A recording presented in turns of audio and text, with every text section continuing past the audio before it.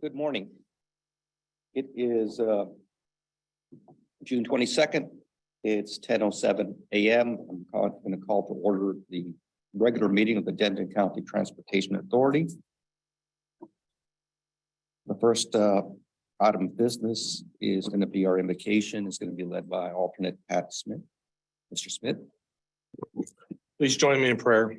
Heavenly Father, we come before you this day to deliberate, to discuss, and to make decisions. Pray for wisdom and discernment for the men and women around this table, the staff. Thank you for the leadership. Thank you for the success over the last year. Think about where we were a year ago, and it's literally night and day by your grace. Thank you for the wisdom that you will impart to us. Help us to live for your glory, to serve others, to make a difference for your kingdom. In your son's name we pray. Amen. Now, please join me for the Pledge of Allegiance. I pledge allegiance to the flag of the United States of America and to the republic for which it stands, one nation under God, indivisible, with liberty. I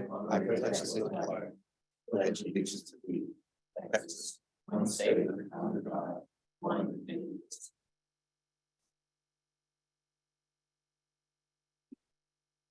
I'll again say by way of introductions, introduce Pat Smith, who is a regular board, he's an alternate board member in the city of Denton. He's taken the place of regular board member Allison McGuire, who is on vacation.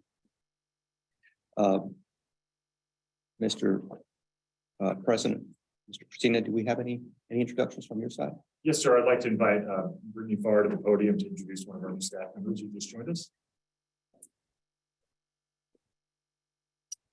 Good morning, ladies and gentlemen of the board. Brittany Farr, Senior Director of Engagement and Administration. It is my absolute pleasure to introduce to you today Ms. Jackie Bronson, our new Director of Human Resources here at DCTA.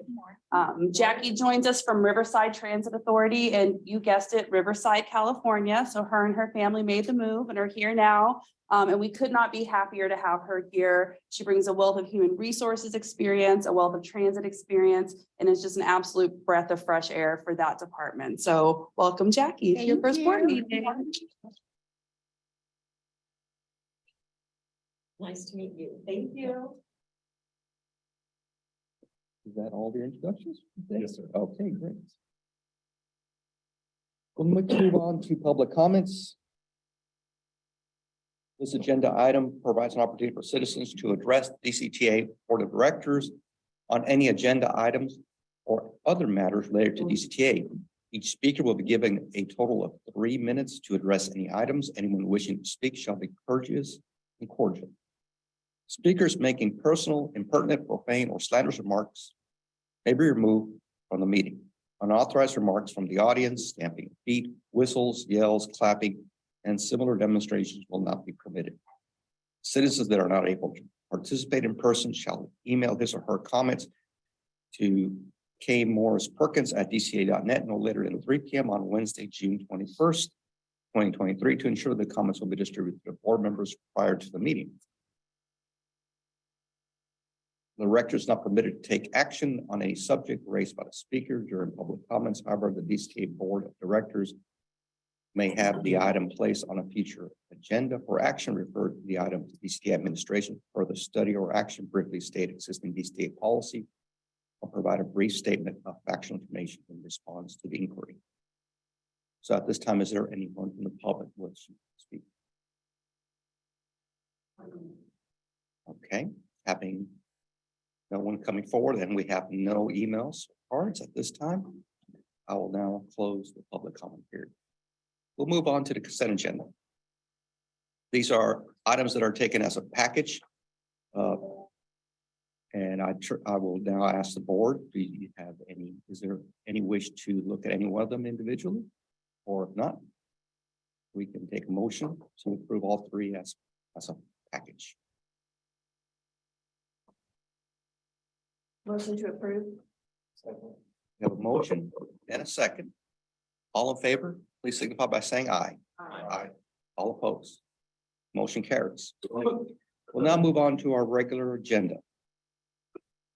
Item number 1 is to consider authorizing the Chief Executive Officer to execute a contract with Texas Municipal League Health for medical, dental, and vision benefits beginning on October 1st, 2023 in the amount of $665,967. And the presenter is Brittany Farr. Ms. Farr. Good morning again, Mr. Chair, ladies and gentlemen of the board. Brittany Farr, Senior Director of Engagement and Administration. I'm here today seeking approval to authorize the CEO to execute a contract with TML, whose name is going to change, but that's coming up, for health, medical, dental, and vision benefits beginning October 1 in an amount of $665,967. I'm joined today virtually by our consultants benefits broker at Holmes Murphy and Associates. Ms. Julie Rickman is here, and she'll be presenting the renewal rates and how we came to this total, and then we'll tag team any questions that you have. So Julie, can you hear us? All right, I can see you. I'll turn it over to you. All right. Well, good morning, everyone. Again, Julie Rickman with Holmes Murphy. We are the consultants for DCTA. And so part of what we do is go through your renewals and ensure that you're getting the best deal for what you need when it comes to your benefits. If you can go to the next slide, please. So really, I'm going to give you a few little market updates when it comes to TML and just the market in general, so you can understand how things are performing. And then we'll get into the details of the medical, dental, and vision rules specifically, and then any next steps before hopefully we can get an approval from the board today for the renewal going forward. So a little bit about COVID, because I know this is always a topic that the board has been interested in the past, and with good reason. A few things that we've noticed with COVID as of recently, there's been a lot of claims that have specifically been delayed due to COVID. So if you think about the time when we had our shutdown, a lot of folks weren't going in and getting their annual physicals, or they weren't able to. Treatments might have been delayed. Same thing for things like elective surgeries. So think about your knee surgeries, hip surgeries, back surgeries. Those things had to be delayed just because there was no availability to have those surgeries performed. So we definitely see a lag when it comes to higher dollar claims, either due to people delaying their procedures, or because they delayed getting their preventive treatment, and the effects of the delay have caused the claims to actually be higher dollar claims. As far as TML is actually changing their name to Texas Health Benefits Pool. So it will still be the same organization. They're just having an update to the name. There's a few changes that they've had that they're doing with their plans overall with the pool. Deer Oaks EAP, which is an employee assistance program, will no longer be offered under the benefit. Your employees for the DCTA employees actually have another EAP program, so that shouldn't hopefully affect anyone too much. Participation levels on that were incredibly low. And then Wonder Health, which is a program that helps reverse metabolic syndrome, will no longer be offered. TML's stance on that was the utilization was low, but clinically they couldn't find any compelling reason to keep running that program with the expense of that program. The one good thing that is happening as well is mental health parity. This is basically allowing TML to offer mental health benefits and substance abuse coverage with no limit on the number of treatments. Before you had treatment limits. This is actually a really good thing, considering one of the good things that actually came out of COVID. We talk about mental health awareness and making that stigma go away a little bit more than it was in the past, with people being able to ask for help. So for the DCTA employees and members on the plan, mental health benefits will no longer have limits on the number of treatments that they can receive. As far as the renewal status goes, today we're going to talk specifically about the dental, medical, and the vision. Those are all through TML. Your life and disability We're in the middle of currently negotiating those benefits. Really with those, we received renewals and those renewal rates were incredibly high and not palatable at all. So we're negotiating and hopefully we can get those to a reasonable rate for the next board meeting to present. If not, we will go through a marketing exercise and see if we can get something that's a little bit more in line with what we believe that your renewal should be. And then overall, you can see that we last marketed benefits really in 2021 for most of your benefits, actually for all of your benefits. And we like to wait every few years to be able to renew or do marketing. And the reason for that is because the market likes to see someone that has longevity with carriers.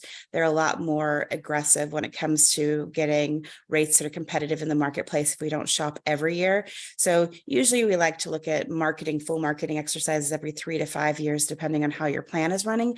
But overall, just, to let you know that we last marketed in 2021. So we've requested our loss ratio from TML, but one of the big pieces to point out is you are, DCTA is part of a pool, meaning that on the years that you're performing incredibly well, that the pool may or may not need you to kind of offset for other individuals or other employers that are in the pool. But on those years that you're running poorly or you have some really large claims, the pool helps offset the cost of those. So right now, part of the reason why TML has this increase, you can see the 16% increase is really, a lot of it is due to COVID. They were seeing and feeling that pinch when it came to the delay of claims overall. So 16% really in line with market trend right now is really running around actually 7 to 8% for medical, 9 or so percent for pharmacy. But the TML pool has historically been much lower with trend. They just had a big pinch when it came to the COVID lag and changes with that. For dental, 7% increase on the dental plan. That's really standing in line again with regular market trend, and no increase to the vision plan. You'll notice that there's no medical or pharmacy changes this year, so we're not having to change deductibles or out-of-pocket costs for members. So a 16% increase versus 15% is not a huge increase when it comes overall, and very reasonable when it comes to how the pool has been running as a whole. So, again, wanted to point out there is no changes to the plan. The members on the plan will still have their $750 deductible for participants and $1,500 for family. You can see overall their out-of-pocket maximums haven't changed, nor have their co-pays changed as a whole. And then there was an ability that if we wanted to increase the deductible or the out-of-pocket maximum for your participants on the plan, we can increase that and buy down the cost of our renewal. When we were evaluating that option, one of the issues that we had with that was there's only a few members that are affected by this, meaning that if we did that, there would be some members, just a few members that would be affected by an increase to that, which would be very problematic for them from a financial perspective as an individual. And it's a pretty big increase for individuals that are utilizing the plan on a high level. But it is an option that we have. We're recommending not to change that just because it would only affect very few folks on your plan, which would, again, considering the cost of coverage, was something that we felt, not increasing that for 1 or 2 people would be ideal. So, again, this is really going into this when we talk about your deductibles. 11 members have met your deductibles and 8 of those are employees. But when we look at your out-of-pocket maximum, 2 members have met those and 1 is an employee. So really, when we're looking at if we were to increase an out-of-pocket maximum, it's really not really affecting that much of your population, just 1 or 2 individuals overall. And this is from October 1st until current. I will say, historically, looking back at your data as well, it's been about the same overall. You'll usually have 1 or 2 individuals that meet your out-of-pocket in any given time period, but usually not a whole lot of folks utilizing the plan to that extent. Comes to the pharmacy, I know there was some pharmacy changes that you may be familiar with that happened last year. There was some tier increases and some splitting of tiers, but for this particular renewal, there is no increases slated for either option 1 or option 2 when it comes to the renewal for any of the pharmacy co-pays to change. I will add a caveat to that. Pharmacy, even if the plan design isn't changing, carriers will always every 6 months look at their formulary and determine whether or not there's things that need to go up a tier, down a tier, be excluded. So you will always have about 4 to 5% of your population of the medications being utilized move tiers or be removed. That's just standard across the board. That's not something that's unique to DCTA or to TML as a whole. But any individuals that might have a medication that's changing tier or being excluded in the future receive at least 90 days notification to talk to them about what alternatives they might have. That also goes for the better. So sometimes something might be a tier 3 medication and changes to a tier 1 in the future. So, it's about, again, that 3 to 5% of your population will have some sort of formulary change that happens in any given time period. But, again, that's across the board for all carriers, not just TML. When we talk about the renewal options, we really have two when we look at them that we've reviewed to make sure that we have the best options on the table.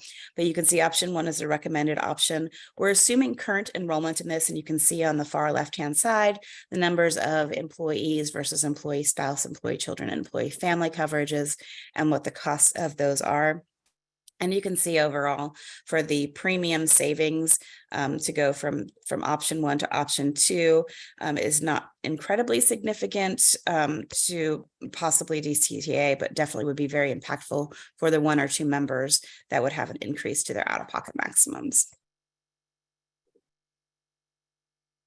So really the recommendation that we're looking for is to have the medical renew with the same plan design at that 16% increase. The dental is a 7% increase, and the vision is a rate past this particular year. Again, assuming enrollment assumptions, we like to caveat that because if you do grow, obviously those dollars will change because you'll have an additional employees on the plan. But as it stands with current enrollment assumptions, this is where your numbers are looking at. Okay, so really what we're looking today again is to have board approval for the medical, dental, and vision renewal. We need to provide the signed renewals back to TML on July 1st. And then next month we'll come back with hopefully either a renewal with our current disability and life insurance carrier or marketing efforts, depending on what happens with the negotiations on that, and then starting open enrollment on our plan years. So I will pause and see if there's any questions that anyone might have. Questions from anyone? Quick question, on slide, I think it was 18, but the estimated annual spend, is that inclusive of the portion of premiums that the employees pay, or is that outside of it? That should be, let me double check real quick on my other presentation. Just give me one moment. I think what I did on that one is actually just did your costs to that one.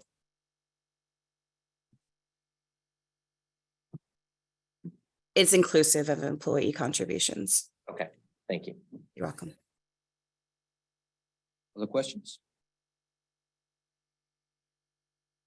Seeing none.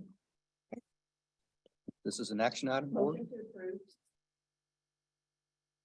Second. Motion, and we have a second. Any further discussion? All those in favor signify by saying aye. Aye. Aye. All opposed? Motion carries. Great. Thank you so much. Thank you. Thank you, Julie. Thank you.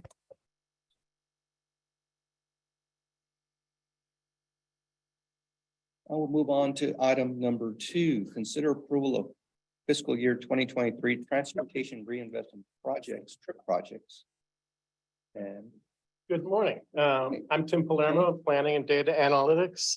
Today, we're going to consider as an action item trip applications for the current budget year, fiscal 2023. As you know, TRIP is our program in which we that enables funding partnerships with our member cities to help us implement mobility options to improve transit within our community. Last January, the board approved the issuance of the fiscal year 23 call for projects. We've reviewed those. We received 5 applications, and we are now at step 4 and Should they be approved, we will enter into reimbursement agreements for each grant for each proposed project. Real quick, how it's allocated. TRIP is a budget line item that's allocated from the net available fund balance. A little bit set aside for administration, and then it's prorated according to sales tax receipts.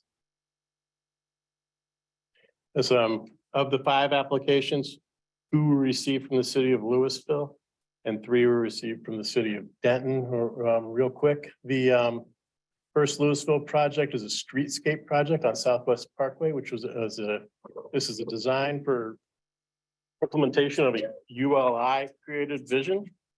The next Louisville project is extension of the rail trail south to Carrollton, connecting the DCTA rail trail with the regional Delaware.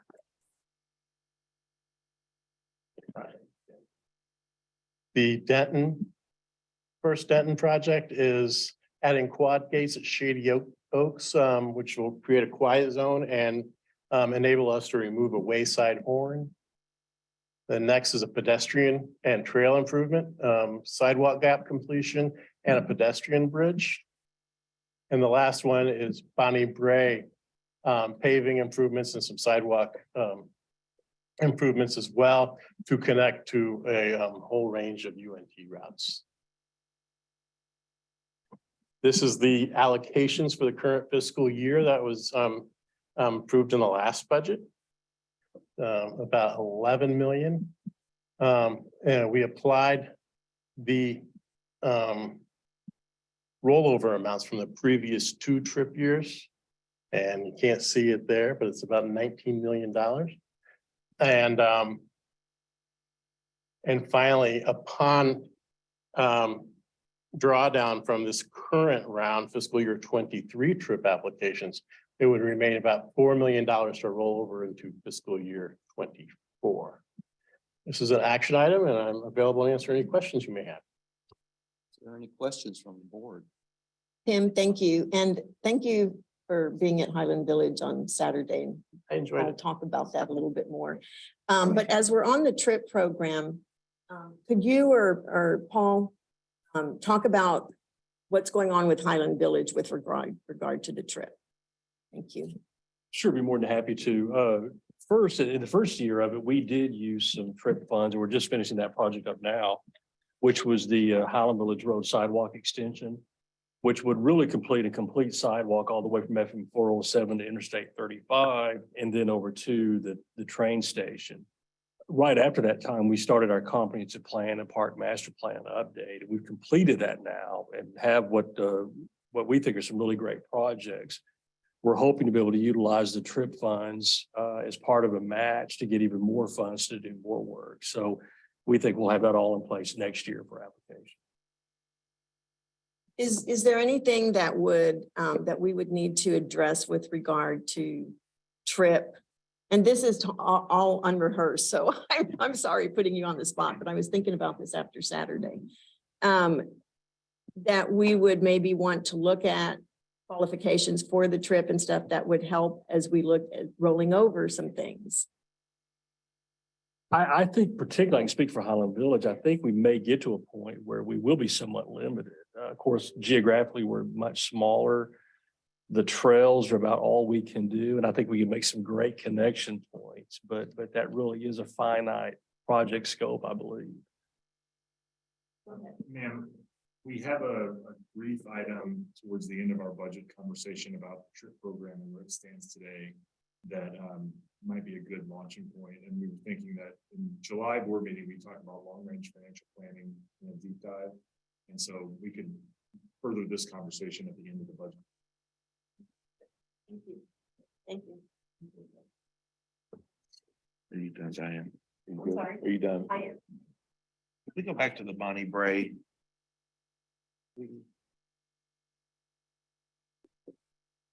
What are they doing here? This is improving the cross section and adding sidewalks. Right.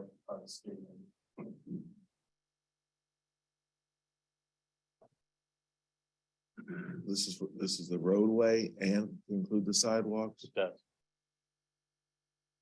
And this is construction. It's already been 100% designed. Okay,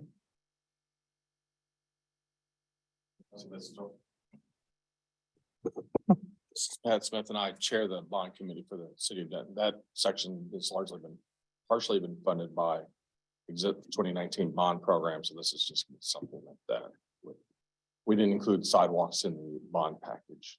So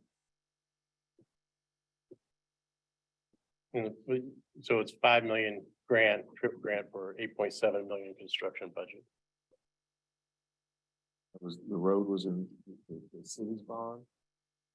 correct. Yes, sir. It does seem like a lot of money for sidewalks. Last number I saw was about $1 million a mile for 10-foot wide.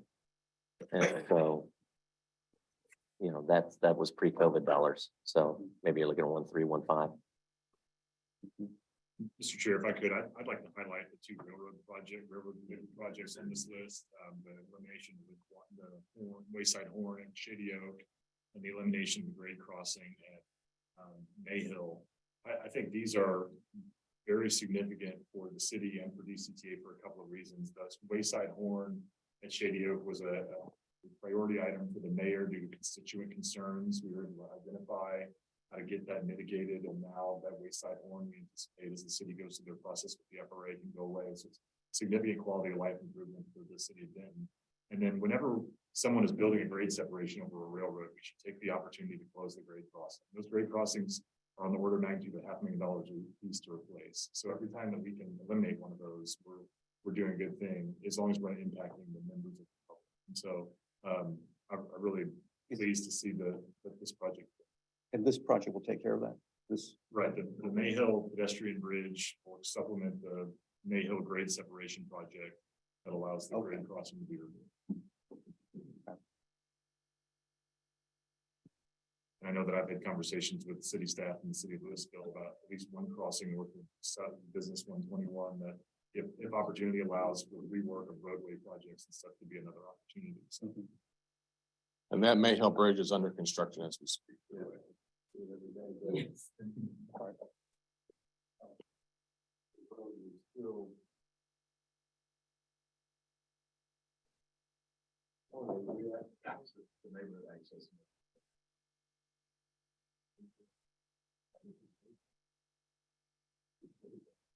What's that?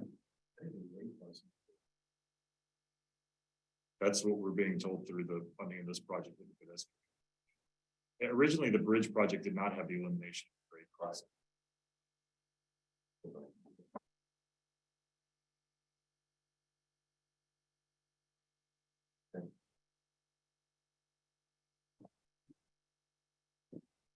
So one thing related to this motion, if we can go back to the motion. As it's currently drafted, we would have to come back to the board to enter into agreements. So maybe if we amended the motion, say approve the triple board and authorize agreement. Great, if you just add, if you want to entertain adding to the motion, just also authorizing the CEO to negotiate and enter into the funding agreements with the member cities.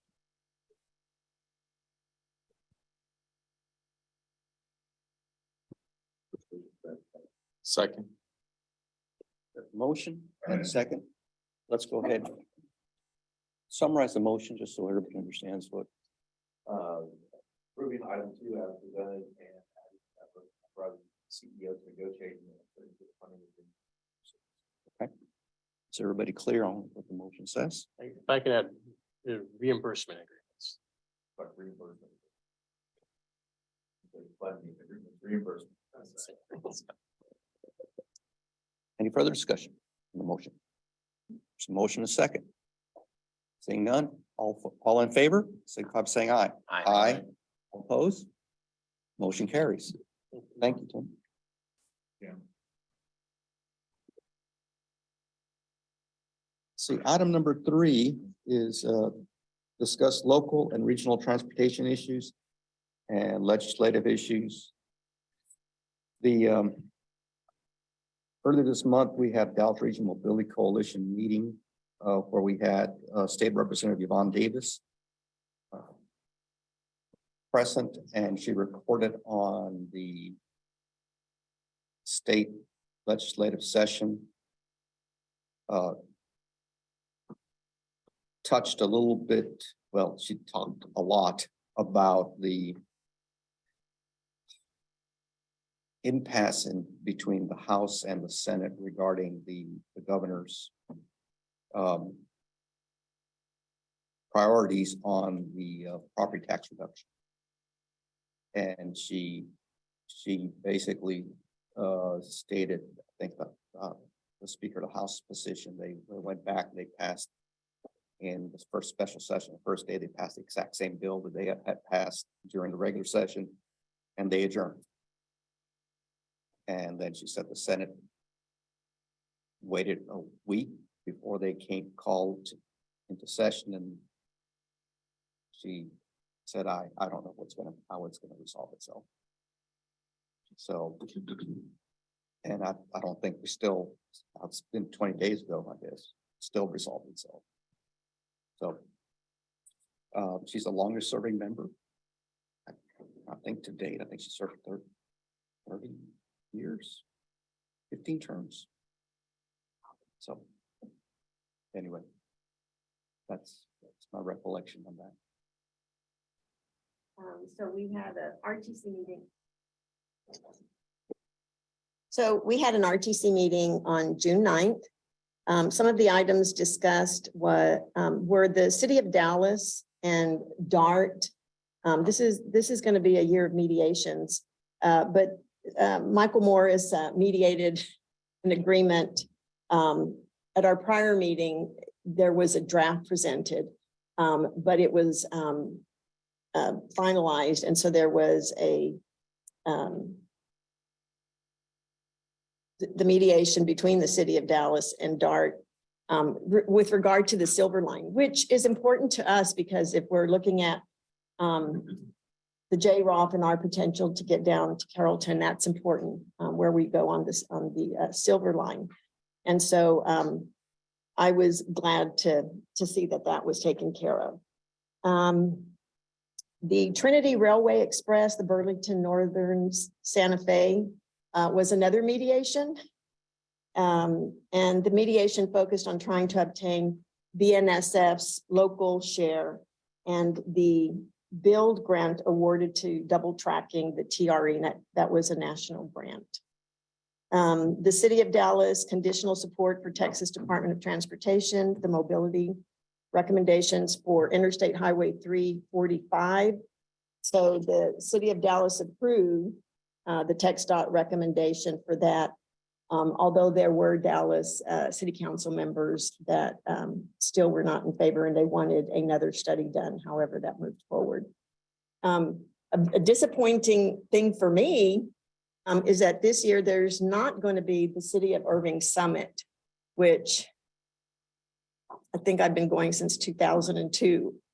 And that's, I'm hoping that something else takes its place, but as of now, we were sponsors of that event in the past, and they didn't really expand on why, but just for us to know that there will be no City of Irving Summit for 2023. Item number 9 was Safe Streets Roads for All Regional, and that was the grant application. The Safe Streets and Road for All Regional Planning Grant, the SS4A, is a $5 billion discretionary grant created as part of the bipartisan infrastructure bill. And it's inclusive of all types of roadway safety interventions, but only one application per agency is going to be allowed. In part of what came out from the legislations, and we've talked a lot about on the RTC about the paper tags that vehicles have and how they're duplicating them.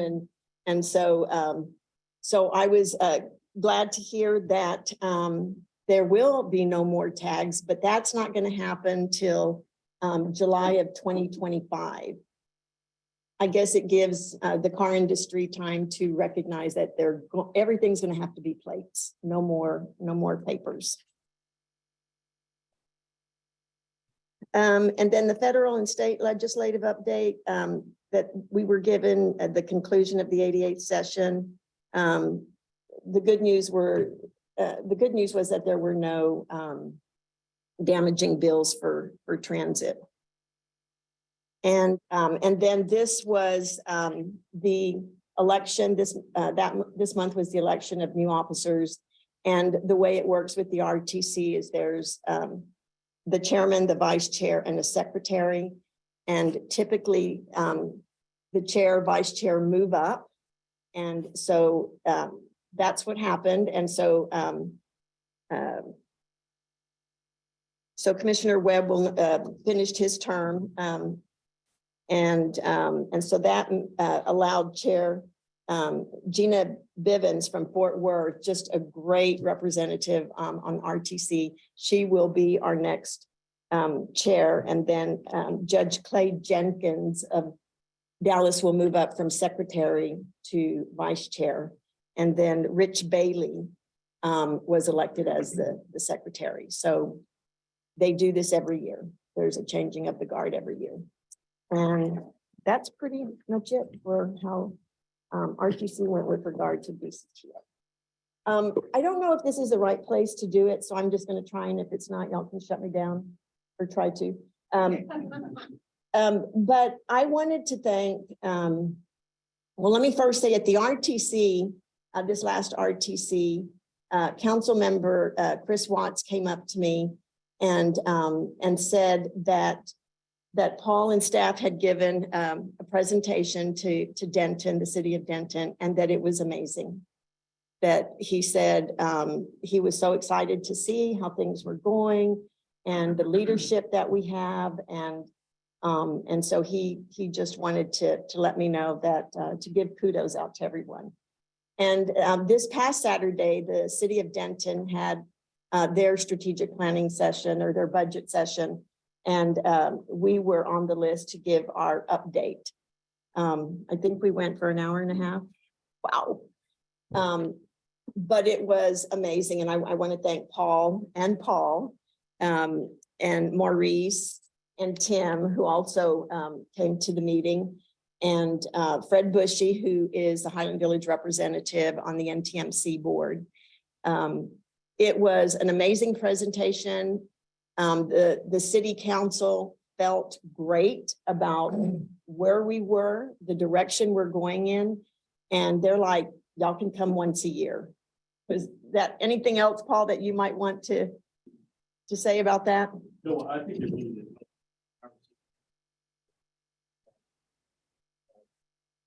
And all of his team, I think he has some great numbers, particularly goes like 4 hours. So that was great. Thank you, Pat. Do I need to start over? I'm sorry. My assistant just pressed the volume button. No, just to touch base quickly, the information provided by GoZone in the trips in Highland Village was very good, and the usage is very high in Highland Village. So we're glad to see that. So Yes. yeah, Paul, thanks to you and your team, and Diane and Fred both. Thank you all for being there. So thank you. Thank you for that, man. Yeah, I was gonna say, Paul,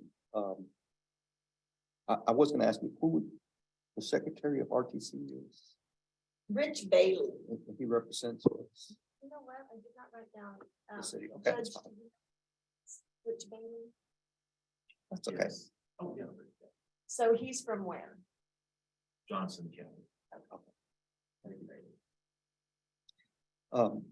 don't know, Paul, you want to talk a little bit about it?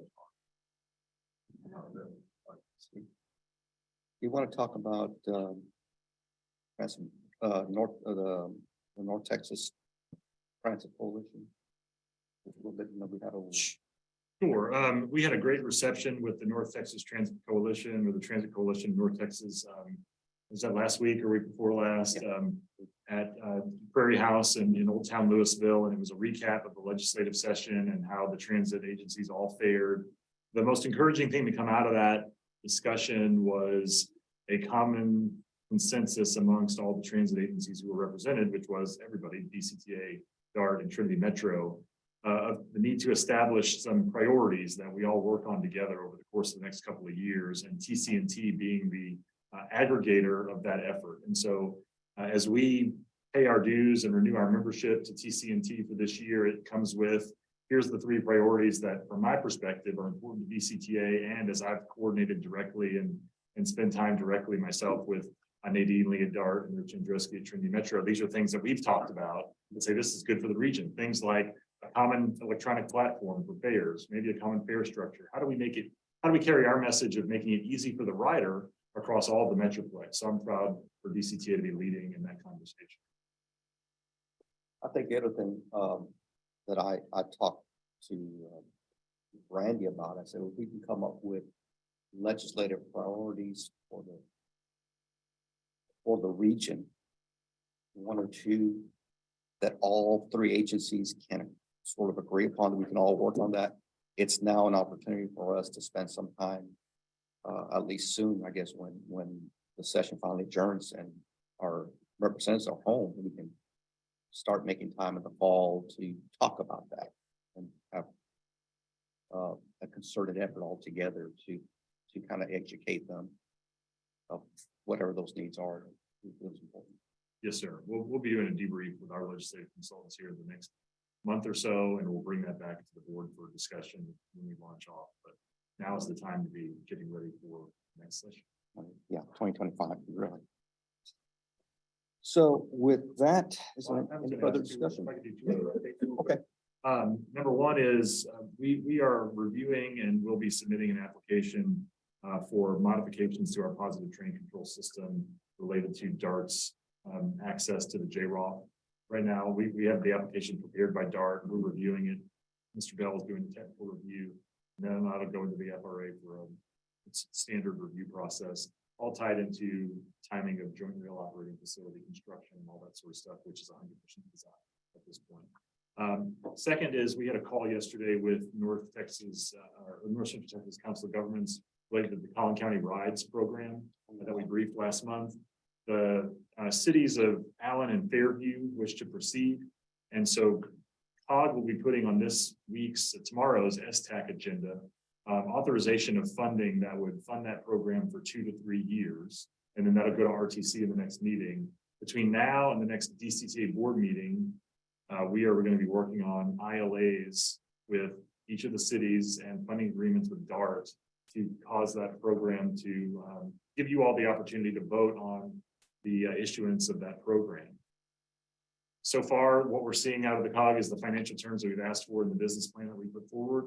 What they're proposing meets that. They've also asked us, and we did this morning, submit an application for funding to pay for a position that would be the administrator of that program for those member cities. So we've got very clear delineation of what's happening with non-member cities and what's happening with member cities, as is all of our priorities. And so we'll keep you posted on that as it progresses and expect to have a full briefing in July on wherever we might stand. But the ideal would be bring you all agreements to approve.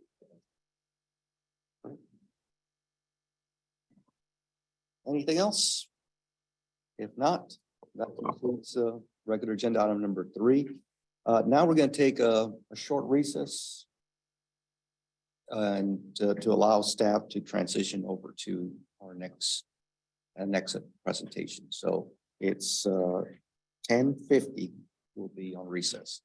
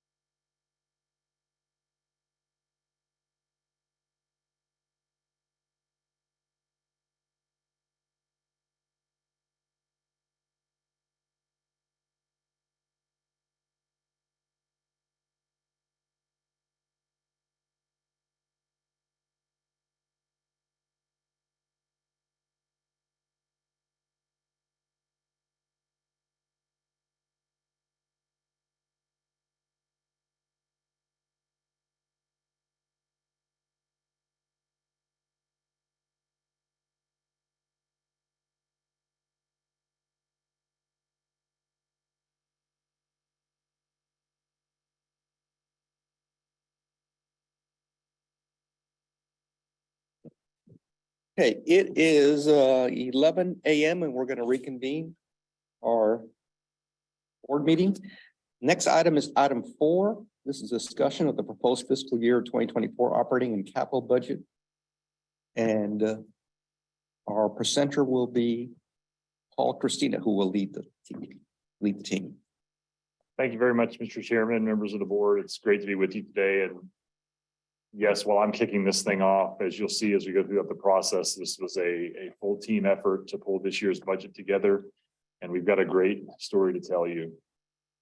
This is the outline that we're going to walk through, and I'm going to kick us off, and then I'm going to turn it over to Sherelle, and through various pieces, subject matter experts are going to come up and brief specific expanded level projects for your consideration.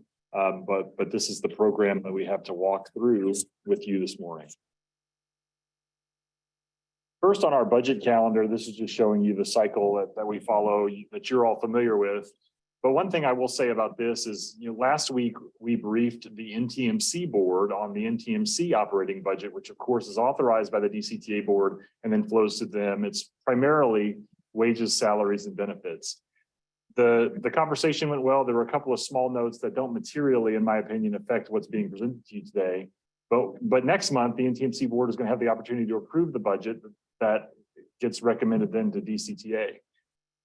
What the step forward that we've been able to take as a two organizations but one team is that sort of collaboration, that sort of engagement that gives people the opportunity, or boards the opportunity, to engage in conversations at the right time. And so I expect that moving forward, this budget calendar is going to show both organizations side by side as we go through and communicate effectively to each one of you. And that's just in my opinion, a sign of the step forward that we've made and the maturity of these two organizations that are one team. I want to start the budget conversation with why we're all here, which is safety, service, and ridership at our agency. This is monthly in your board packet. It has become part of the fabric of who we are at DCTA. These are things we talk about, think about, act on a regular basis. And the takeaway here is that we're meeting our KPIs from an incident frequency ratio perspective on the bus side and the GO Zone side, and of course, in our rail business.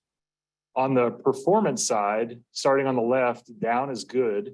And what you see is seat unavailability and wait times on the GO Zone service are exceeding KPIs as the system has gotten more and more efficient over time.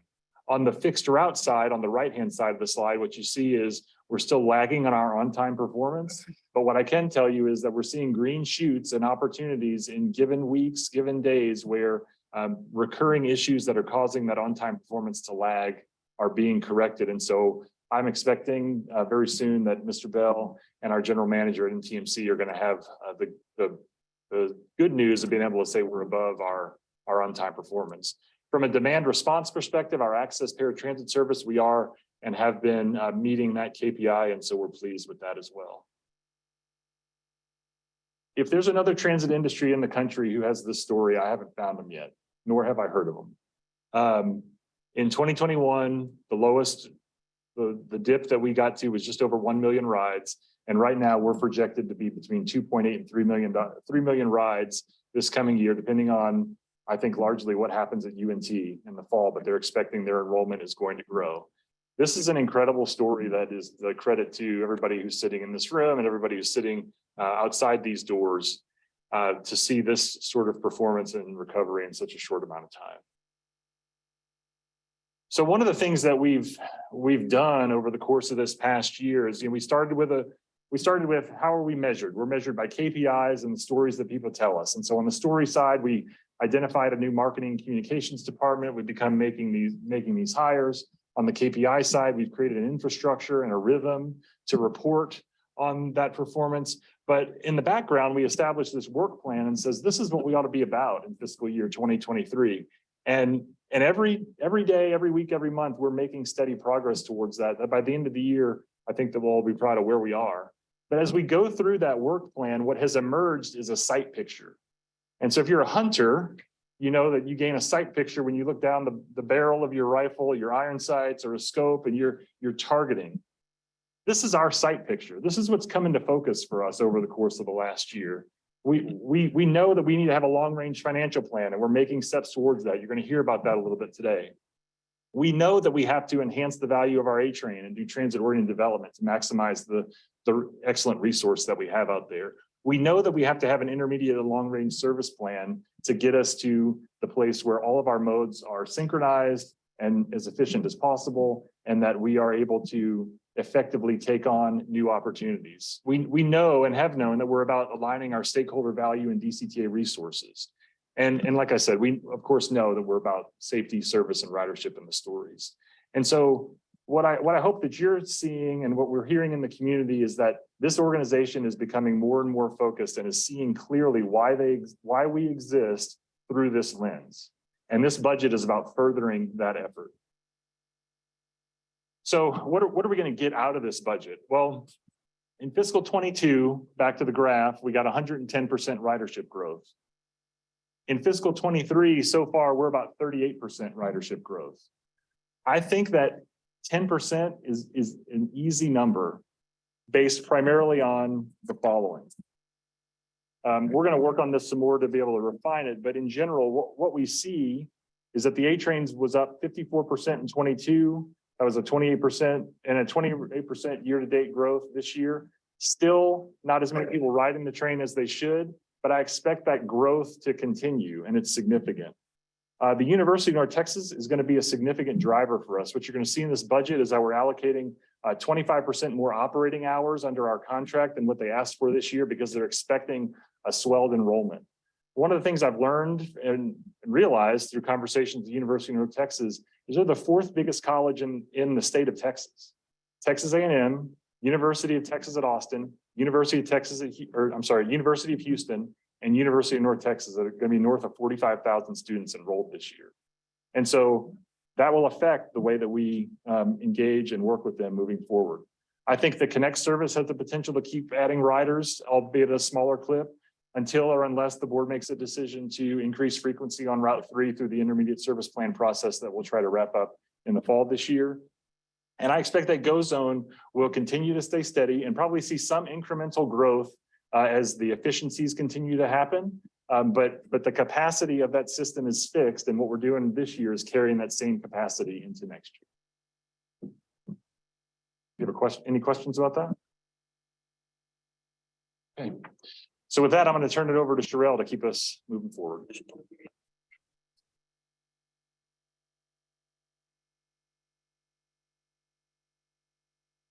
Thank you, Paul. Sherelle Evans-Jones, Chief Financial Officer. So let's talk about some of the items that you have at your place. They're intended to be a bit of a help in terms of managing as we go throughout the process, because we'll take this overall large budget and we'll chop it down into pieces to kind of help you understand. I should have brought this to the podium. So you have a few things that have been printed and available for you. One of those, and I use this a lot myself, the item that looks like this, it's the DCTA P&L that kind of shows you there's a column for the proposed FY24, and you can also see the adopted budget for FY23 and some other past years actuals to kind of help you with some of those things. For me, I tend to look at that, or another way of cutting some of the similar data is the legal size paper that looks like this. That is also at your place. It's another way of kind of chopping it down by geographic unit, what's bus versus rail, et cetera. That'll kind of give you that information there. You have some similar data on NTMC that looks like this. This is consistent with what was presented to the NTMC board last week. And as Paul said in his comments, there are, some questions, some comments that we received back from the NTMC board, but none of those we anticipate to have material changes to the numbers that you have presented.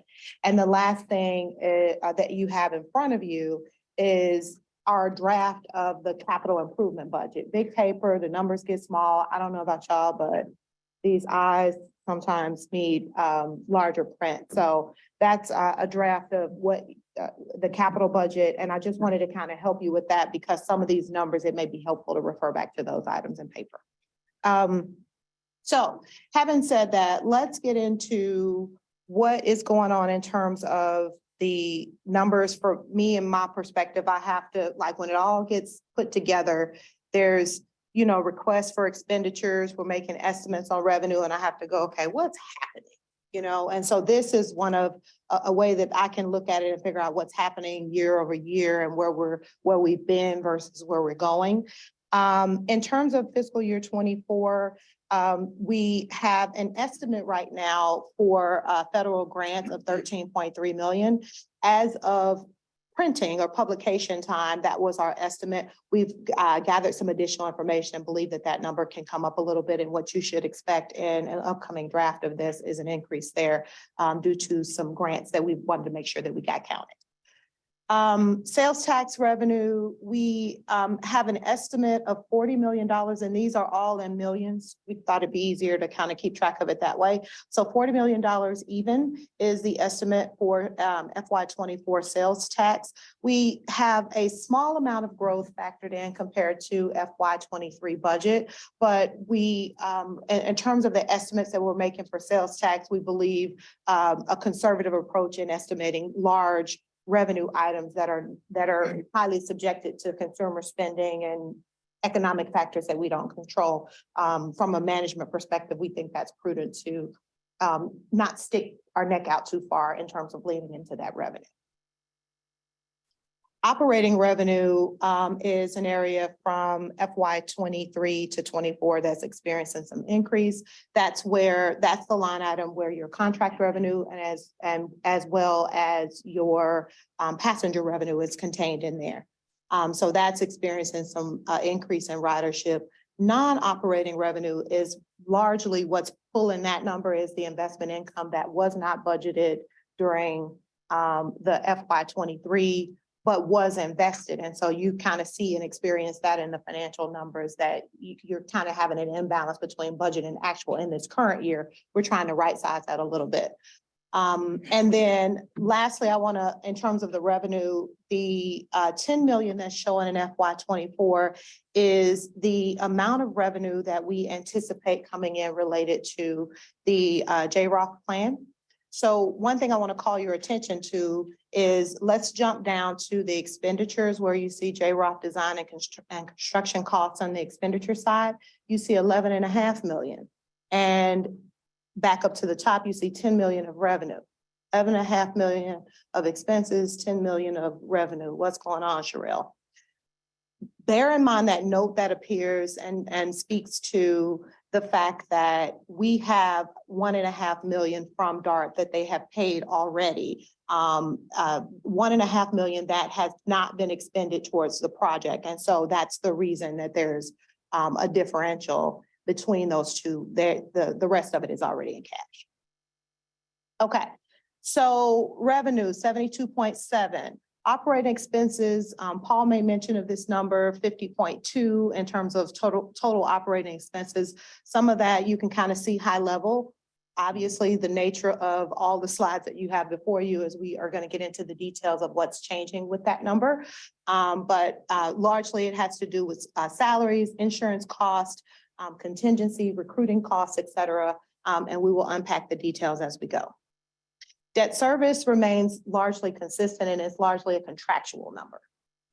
When you enter into a new piece of debt, it's a mortgage and your mortgage payment that comes due, so to speak, is already kind of set. So $2 million there.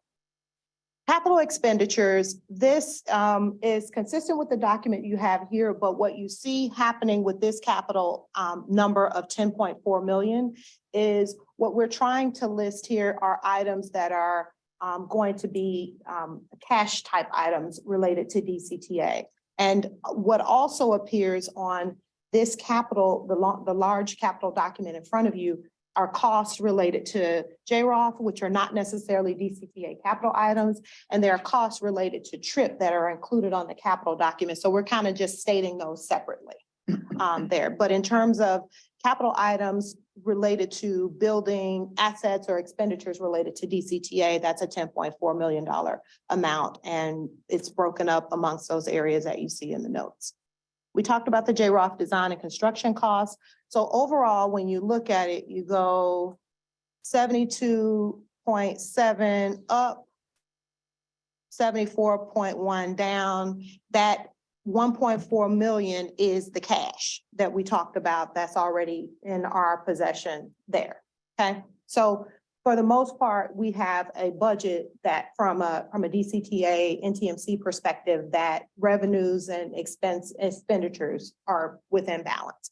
We have an estimate that we'll walk through of 10.4 million related to the TRIP program, and it kind of gets you to like a mental, like net cash amount. Okay, so this is like the roadmap. This is where we're going. We're going into details now. Before you go, so Mhm. the bottom line is after the TRIP program, we're almost $12 million into the red. Is that what that means? That Okay. is what that means. In order for that to happen, that is a use of unrestricted fund balance, in order for that math to happen. Mhm.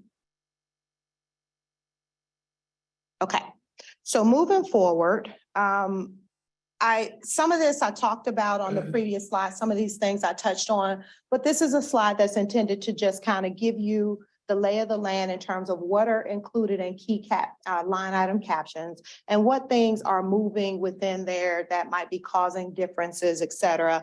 I'll run through some of these. So your passenger and contract revenue, you may also see that depending on which view of the income statement you're looking at, you may see that listed as passenger and contract revenue, or you may see it listed in one caption as operating revenue. Those are one and the same. As I mentioned in some of the notes, the key components are passenger revenue related to passenger revenue, goes on revenue, and rail and bus revenue are kind of the main drivers in there. Also included is the UNT contract payment. And one thing that you will see, so Aaron briefed me on how to do this. Look at there.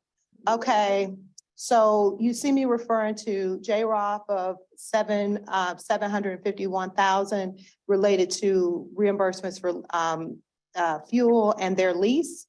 So down here, come on, Sherelle, where is it?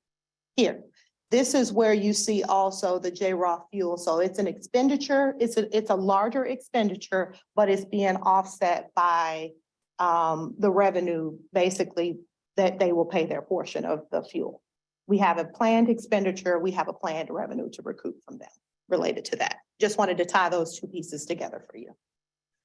And then contract revenue, revenue services includes UNT, Trinity. It's not just UNT is the point. UNT is a large driver, but it's not just UNT. There's a number of other contract revenue services that we provide to the tune of about $6 million of revenue. Okay. Sales tax, I touched on that. 39.6 last year, budget 40 million this year. We're just trying to be conservative with that number because I've seen that you can lean into that number a little bit too hard and it not happen, and then we're trying to make decisions. Investment income, we touched on that. The JROF construction, that is an item that has been on the budget in past years. So if you're comparing, just to kind of make sure that you have like your geography, sometimes you might be looking at a 2023 adopted budget number, and you'll see a $9 million number appear in that same spot. We had a plan for that to happen during the 2023 year at this time last year when we were developing the budget, and we are awaiting further direction from DART in terms of, you know, their plans to proceed, et cetera. So we have that factored into, basically we moved it forward in this year's budget. Grant funding, and it kind of gives you a little bit of information in terms of our capital versus operating grants to make up the $13.3 million. Additionally, like I said, this is one where we have some additional information that helps us to understand that some more revenue will be appearing as we update the budget going forward. So that's revenues, main players, main movers, main drivers of revenue. Then on the expenditure side, the largest driver of many of our expenditure categories, salary and wages and benefits, both on the NTMC and DCTA side, are included here. One thing as well, we received a presentation earlier this morning regarding the changes to the benefit structure. That information was provided to us at the time that we were developing the budget, and so that's been factored. What you approved is factored into the budget, okay? That 16% health increase in benefits. The DCTA salary, wages, and benefits also includes 7 new coordinator level positions.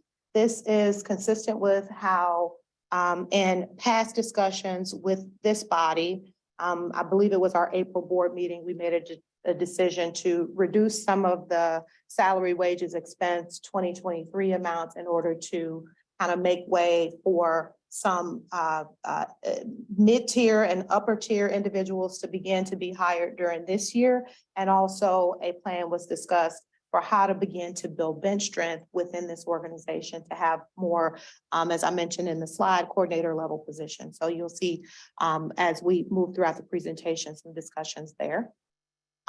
There has been both on the NTMC and DCTA side, presumed cost of living, COLA, adjustments, merit pool adjustments, and significant work that has been done to analyze our salary structure compared to our transit peers and compared to our member cities and those within the market, because we're competing. We want to make sure that as best we can, we're somewhat aligned with our transit peers, but we also know that we all sit within the DFW Metroplex and are working and competing to attract, retain, and develop the same talent pool. Okay, so more slides to come to talk about and discuss that. Purchase transportation. So this is a line item at $23.6 million. That includes a lot of really big contracts. That's your Rio Grande Pacific contract related to rail. That is your Goes On contract related to, the VIA service, the Goes On service that's provided. Those have stated contractual increases. As you see, they're 2.5% and 2% respectively. I'm getting used to all the different terminologies and lingos. So mobility as a service, MOS, is also included within there. But again, the main players there in terms of what's making up that number are what you see listed there, the rail contract as well as VIA. Materials and supplies at $3.9 million. Fuel is the large component of that. 3.3 million of the 3.9 million is fuel. And I already kind of walked you through how that fuel number is going up because it includes an estimate for dark silver line fuel. So I just wanted to call your attention to that. And then employee development. So $639,000. It's an increase of a little more than 300,000, but it's not crazy. Hear me out. The way our financial structure right now is taking different account numbers and adding them together. The line item representing within my general ledger system representing contingency for some crazy reason gets summarized into a line that says employee development. Okay. Yeah. We were like, would we rather present a budget on time or we rather figure out why this engineering thing is happening within the system? We decided to present the budget on time. Okay. So $300,000 is the increase. The majority of that increase all of the increase has to do with the fact that we added to a contingency line this year an amount to cover property tax claim, property insurance claims. So what happens in actuality is somebody will hit something. They tend to like monuments and rate crossings and all sorts of things. There may be an incident or what have you related to bus or any number of different property tax claims. Rather than searching for where that deductible is going to come from to pay for it, rather than searching for that, basically we're building that into the budget this year because what we were finding in dealing with those as they were coming is there wasn't anything set aside for them. We're trying to observe what is happening in actuality and be a little bit smarter about setting some funding aside to deal with that. Okay, so that's the main thing that's moving in that line item. We don't have $300,000 additional worth of employee development. Yes, sir. What have we historically experienced in terms of property claims over the last few years? That's the reason that, about that amount of money. What will happen is we will need to sometimes submit, a lot of this is covered under, completely covered under insurance. That's what we're talking about here. But we have highly specialized things that need repair and replacement sometimes when there's a piece of damage that happens to them. So what happens in actuality is, depending on what it is, we will fix it because we know what it's supposed to be like. And then we will recoup funding back from the insurance company for all of it, less our deductible, right? So you also have to have a fairly reasonable amount of money set aside to be able to cover that, if that makes sense. I characterized them as we had someone run into the monument sign at Old Town Station that we repaired. We had a handful of issues where drivers have broken crossing gates or run into the signal equipment on the wayside. All those are the things that can. And we love our folks from TML, but I think we probably are the better ones to replace crossing gates and things of that nature to make sure that they're done right and safely. Okay. Everybody feel good moving forward? Sort of. Sort of? Sort of. Stay back? Yeah, Okay. follow up on what Pat was saying. So I'm just wondering if you set aside a $300,000 amount in a kitty for these repairs, why can't you just seed it with, say, $300,000 and it just self-sustains itself over time? Yes, yes, that's exactly it. So, Yes. so the plan is, right now, we're, something gets hit and it's like, the drama music plays, what to do, right? And so we're trying to be smarter and say, people hit things. Let's set aside some money. So when something happens, we have the funding to take care of it. We submit it to the insurance and the funding comes back to replenish that account. Into it. Okay, Uh-huh. okay, so This this is, is more like a one-time thing, hopefully, yeah. hopefully, right, right, you may have to make adjustments, but Correct. hopefully not. In big. essence, we're creating a revolving fund. It's Yeah, establishing it That's what I'm thinking because, in my mind, revolving type fund where money comes in and out. So, okay, thank you. forward. Forward. All right, budget summary. So let me see how I want to explain this. It's your same $50.2 million. We're just showing you it broken down in a different way, showing you it in terms of how much of those expenditures relate to bus operations versus mobility services versus A-Train. And so total for bus operations is I know. I'm always like afraid I'm gonna make my slides drive too fast or whatever. So in terms of like bus operations, there you have about $5.9 million of your 50.2 or 11%. All of this mobility services here comes together to be $17.7 million. And then A-Train is $17 million as well. So you're dealing with the combined total of all of these things, non-general administrative, puts you at about 81% of your expenditures are being spent to do the service in which we are here to do.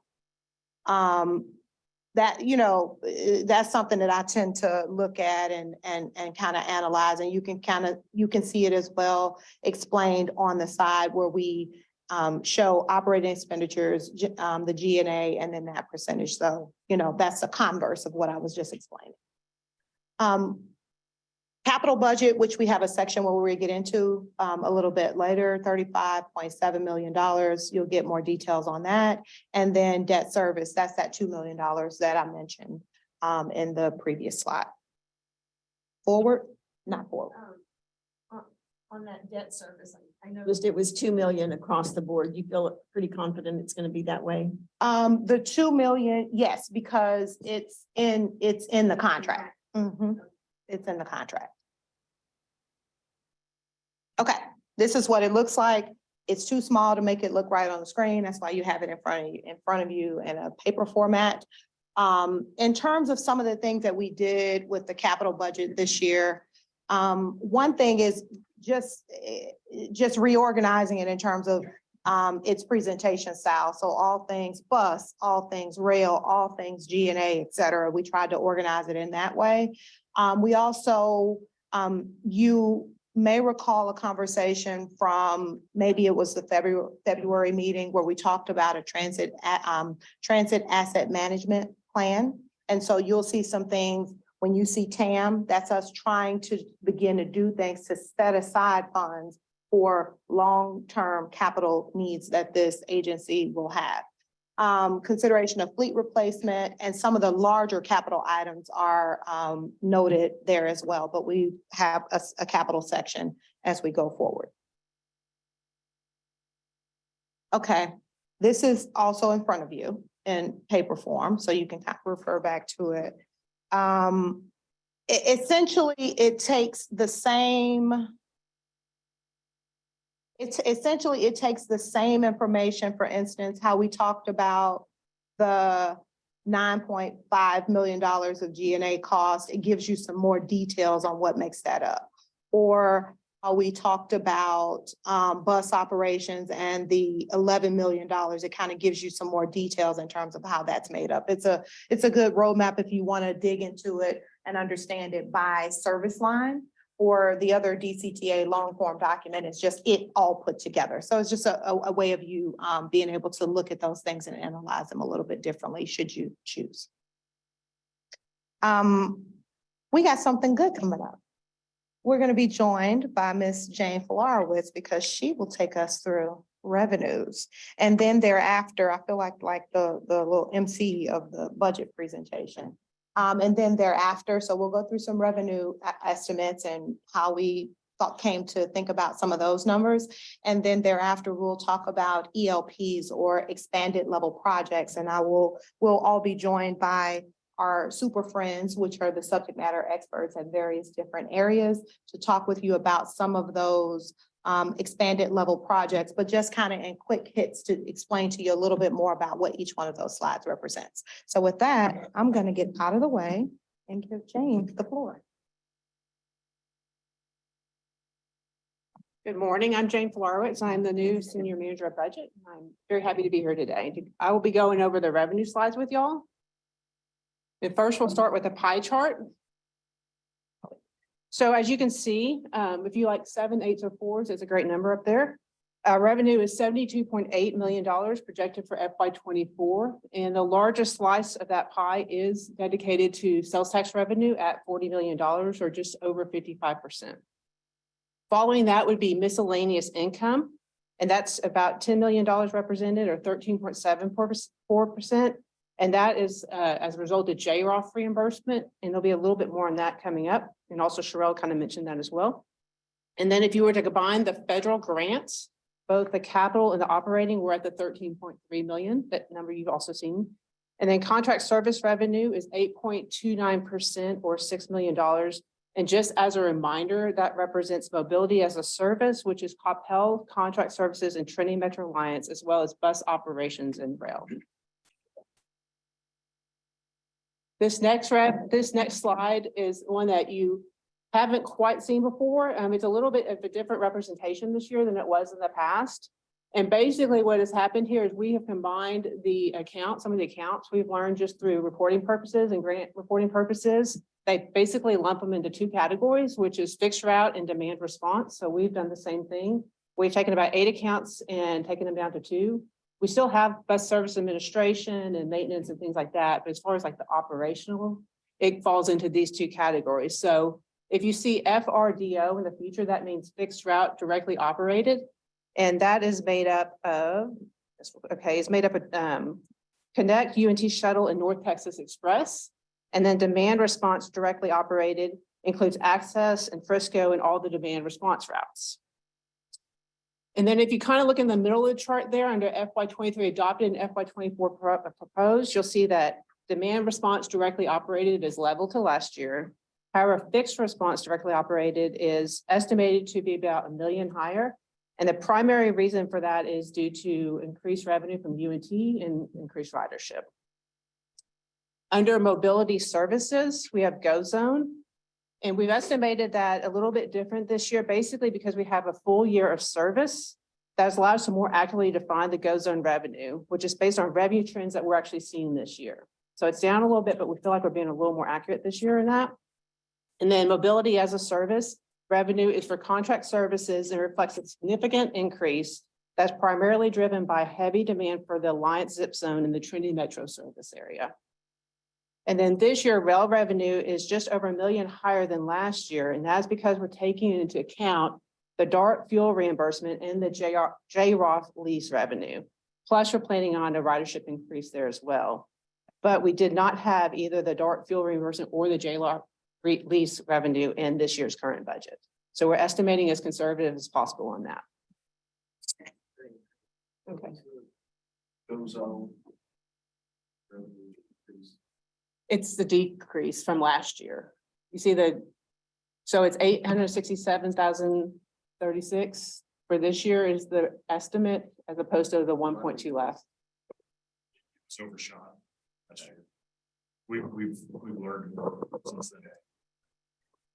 We started that number or goes on in some instances, we'll start the number from what is actually telling us as opposed to picking up a budget number. We use actuals to guide us as much as we can. Anybody? The 443 for GoZone for actuals, is that through May? That's through the end of May. Okay. Anybody else? This next slide represents non-operating revenue. So investment income you'll see is considerably higher than last year. And that's mainly because we had some investments that were invested this year and we're accounting for those for the next year. Also, the lease income you'll see is at 0, and that's because the tenants that are leasing from us now will be moving out in September. Miscellaneous revenues. In FY 23, 9.5 million was planned for, but it wasn't sent. So we're planning on 10 million in FY 24. And just as a reminder, this represents the JROF reimbursement money. And then sales tax, as you see, we're keeping it very level this year and staying fairly conservative in our estimates for next year. And then federal grants, as Sherelle mentioned, is down a bit to last year, but we're estimating at 13.3 million. And we'll have more information in the July meeting that will probably see that number bump up a little bit. Can I ask something? And this might be more to you, Paul. You know, I know historically there's grants out there that we don't apply for because, well, we didn't have the manpower to apply for them. And I'm just curious, I mean, is there someone that within our organization that if we see a good grant that we could apply for, who does that? Great question. So I think it's about two things. Number one, it's about vision. Right. And then it's about execution. Without a vision, you can't get your act together fast enough to get the grants identified and applied. And so that's why what we're doing right now is so important with regard to what is the intermediate service plan going to drive and about long range. When that time comes, we will have the resources of a vice president of planning and development that you will approve in April. We'll have Mr. Palermo, we'll have, and then another position that we'll talk about here today. That is the mechanism by which we get those grants applied. We also have the benefit of having Ms. Brittany Huff, who joined us as our grants senior manager of grants and compliance. And she's already beginning to get her head up and looking at the horizon of all the universe of opportunities. And she's out in the field understanding what do we do, engaging with the operation, what do we do? And then she's got the database in her head of what grants are out there to help fund these sorts of things. And so that's the way we do it. It's really about the vision. Right. And then we've got the resources at least identified with regard to the positions that allow us to do. Looking for that vision, having that vision, and then help us move forward with this.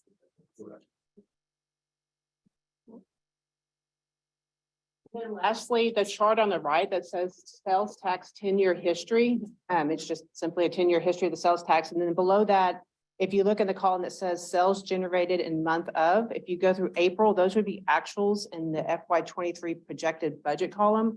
And then beyond that, it's projections, but it basically shows you the adopted budget for last year, the projected budget for where we think we'll land this year, and then our $40 million estimate for next year. Are there any questions on revenue before we move on to ELC?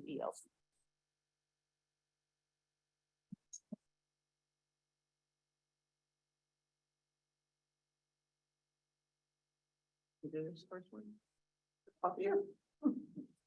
So yes, Javier is really, yep. I'll let him take over, but he'll be going through the IT ELPs.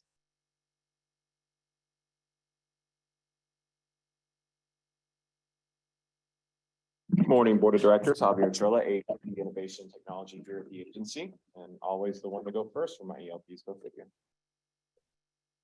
Longest tenured.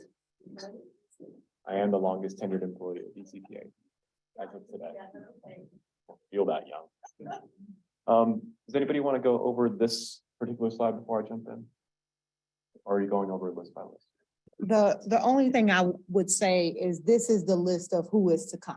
You know, this is the table of contents with respect to ELPs. Javier is up first with electronic security and digital passenger signage. Okay.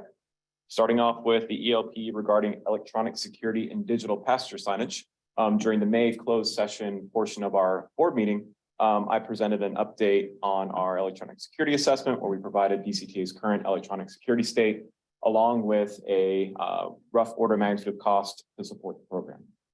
The 4 items covered in the electronic security assessment, once again, are our access control systems, our security cameras, emergency call boxes at our A train stations, as well as dynamic digital signage for passengers at our A train stations. So this program allows us to detect through intrusion systems, alarms, through our access control equipment, as well as additions of cameras through our system, better assessment capabilities. So we would be able to actually look through forensic searches of our cameras, as well as real-time situational, and then responding through passenger alerts, and then better protection of our assets.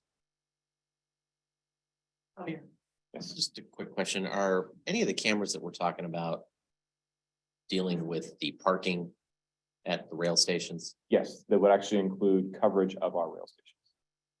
So not just the station itself though, but the Correct. parking. And that's an excellent point. The cameras that I'm discussing are facilities, stations, station parking lots, as well as our fleet. Thank you. So once again, in May, I provided a rough order of magnitude of cost for the entire program and what it would take DCTA to get to the end state. In that rough order of magnitude of cost, I also included a kind of a very heavy comprehensive detail on all the components required involved in this project. So what we've done since that meeting, we've worked with our consultants to come up with a prioritized 4-year plan that kind of breaks down this project into 4 years with the capital expenses ranging from anywhere from 1.1 to approximately $1.6 million per year. Looking at year 1, that would kick us off with access control systems throughout our facilities, as well as the digital dynamic station signage at our platforms. Included in that capital costs are design services for this program, installation costs, and then a resident project representative project manager that would guide us through this rather large project. Operating expenses in year 1, relatively low, just associated with software and licensing for those said systems. And then the addition of 1 individual for program staff or IT support that would actually help us out with supporting the increased IT footprint, load, and network hardware and everything else we'll be adding to support that equipment.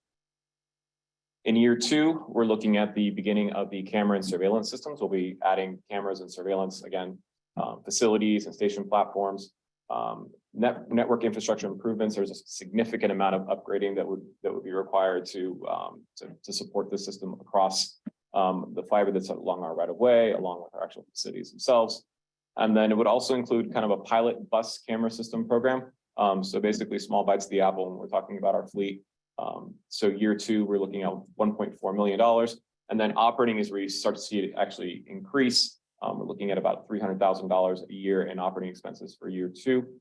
What that really encompasses, along with software and licensing and everything else, is really the maintenance and support contracts associated with keeping everything up and running.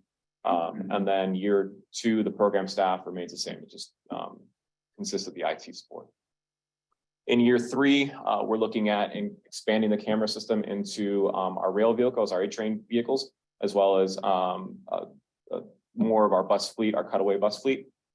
Smaller expense that year, approximately $1.2 million. Again, design services, installation, and then that resident project manager. Increase in operating just escalates based on increased hardware. And then we're also building in failure rate for equipment across the years. And then year three actually adds the addition of a security systems control tech.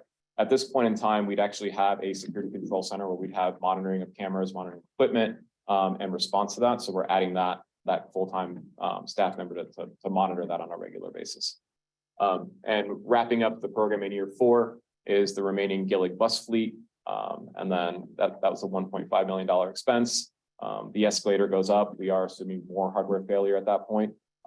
Number of program staff stays the same, small escalator in salary and increased cost and inflation. Overall, for a 4-year program, we're looking at approximately $5.76 million over the course of 4 years.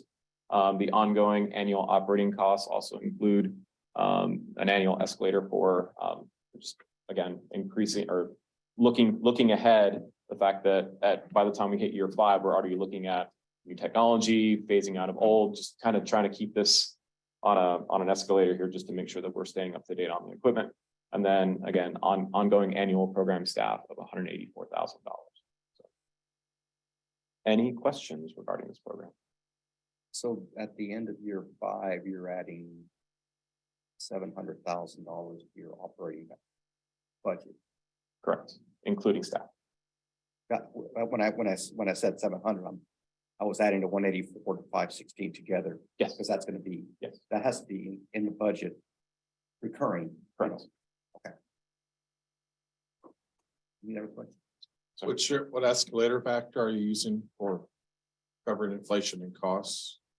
Just that number was provided to me through AECOM from my consultants. So I don't have that exactly in front of me, but I can certainly come back with it. Be good.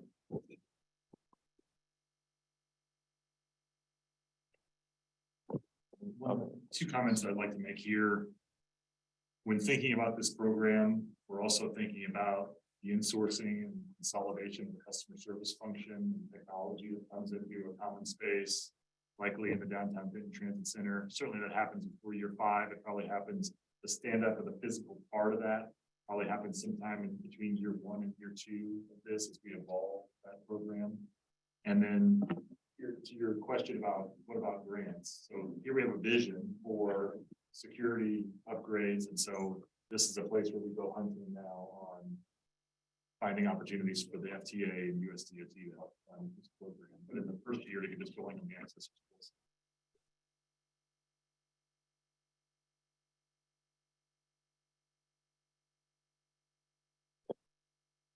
If there are no other questions, I will move on to the next slide, which Tyler Hagler, my senior IT manager, will be taking over this portfolio.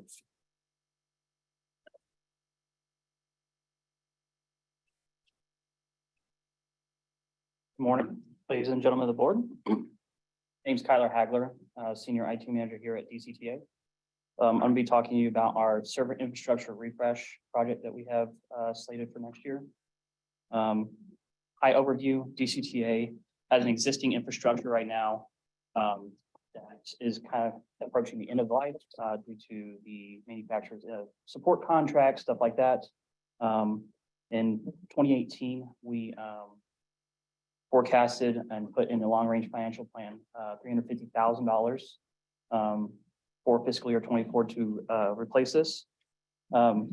We plan these refreshes based on like industry standard life cycles, support contracts, like I mentioned, with the manufacturer, and then kind of what our goals as a department and organization require. The current estimated cost for this project is $450,000. This covers basically kind of the newer requirements that we're looking for our hardware, high availability, disaster recovery, things like that, so we can continue to provide service to internal resources as well as like our drivers out in the field and stuff like that. We're planning a major upgrade in the IT infrastructure using something called a 3-2-1 architecture. It's kind of industry standard for kind of our small, medium business environment here. And then we're going to be moving towards something called VMware, which is just a software type platform that lets us manage our resources better. With this investment, we'll meet the growing needs of the agency, the growing needs of our constituents out there, and ensuring that we have the right system, availability and disaster recovery that we need. Any questions on this one? Where's my Vizio? Vizio.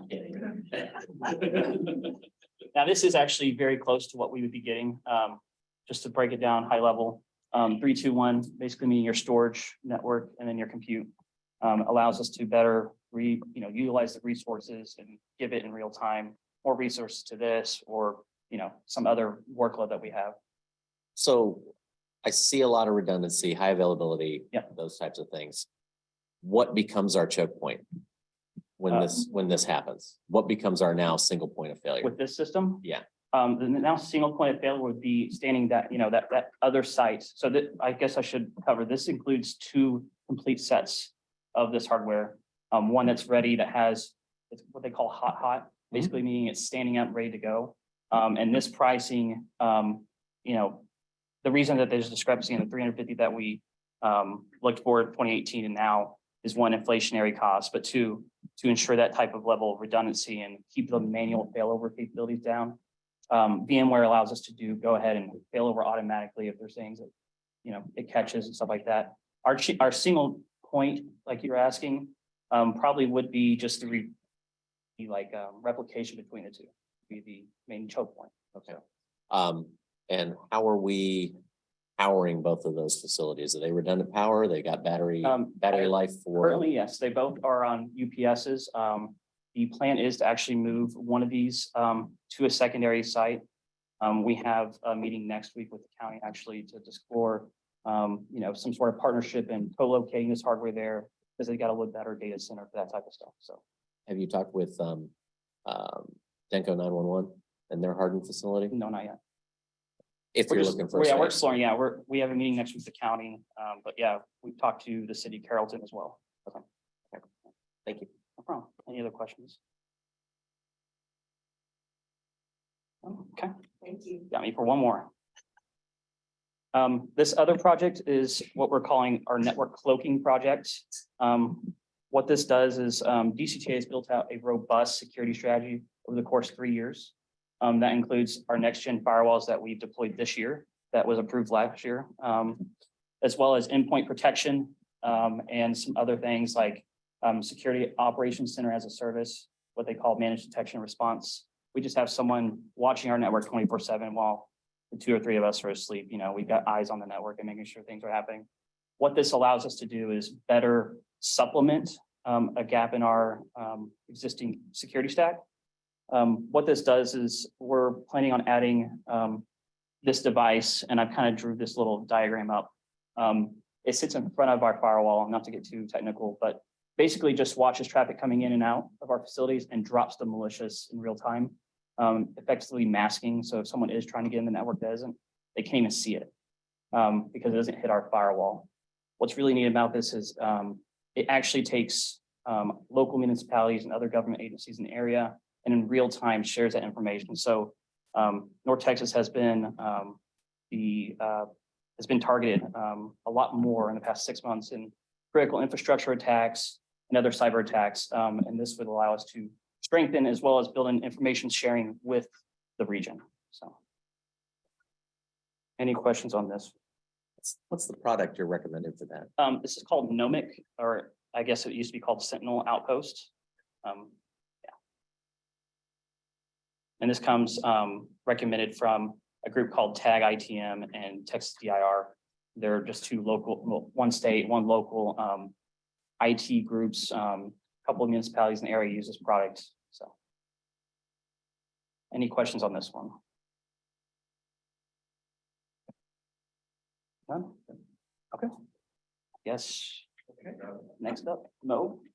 You're halfway through, so, and lunch is available. You all want to take, the board want to take a quick break here? Or continue on with the ELPs? I'm hearing yes. Okay, we'll take a short recess and then we'll come back to do the rest of the ELPs. Thank you. At 11:56.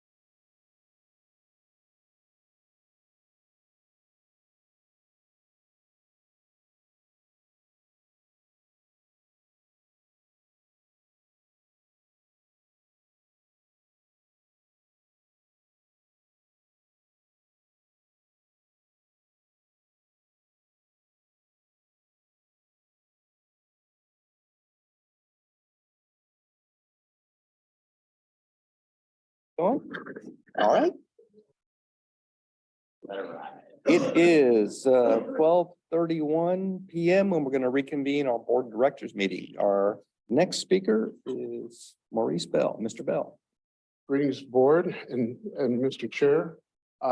Get the honor of being able to present to you today the EOPs for operations, more specifically on this particular slide here, our bus operations. As you can see here, our fuel tanks out at bus operations are in need of some attention. Right now, from an OSHA standpoint, as well as a safety and security measure, we do not have an actual catwalk that allows for the safe inspection and, of course, refueling of these tanks. And as you can see here, they haven't been touched in quite some time. And so we're going to be going through the efforts of refurbing them, cleaning them up, getting them repainted, and making sure that they will continue to pass inspection for the years to come. Next one is actually also the regrouting. As you well know, for some of you that have been here for quite some time, we recently, 2 years ago, I believe it was, had the bridge resurfaced. And so although this is not directly linked to that, we want to make sure that we're filling in all these gaps to prevent any unnecessary erosion or swelling and shifting of our concrete throughout the lot. And to make sure that we can continue using this lot without any interruptions and significant repairs. Right now, things are looking pretty good, but this project alone is going to run about $47,000, and it's going to take a little bit of time working with contractors to get this completed. So this is a pleasure for me because I only have 2 slides, and I love the fact that I'm coming behind IT. Okay, we are definitely in need of all the IT projects, and I'm glad I had to take a back seat to the IT department. So with that, I'm moving on and passing on to the next presenter.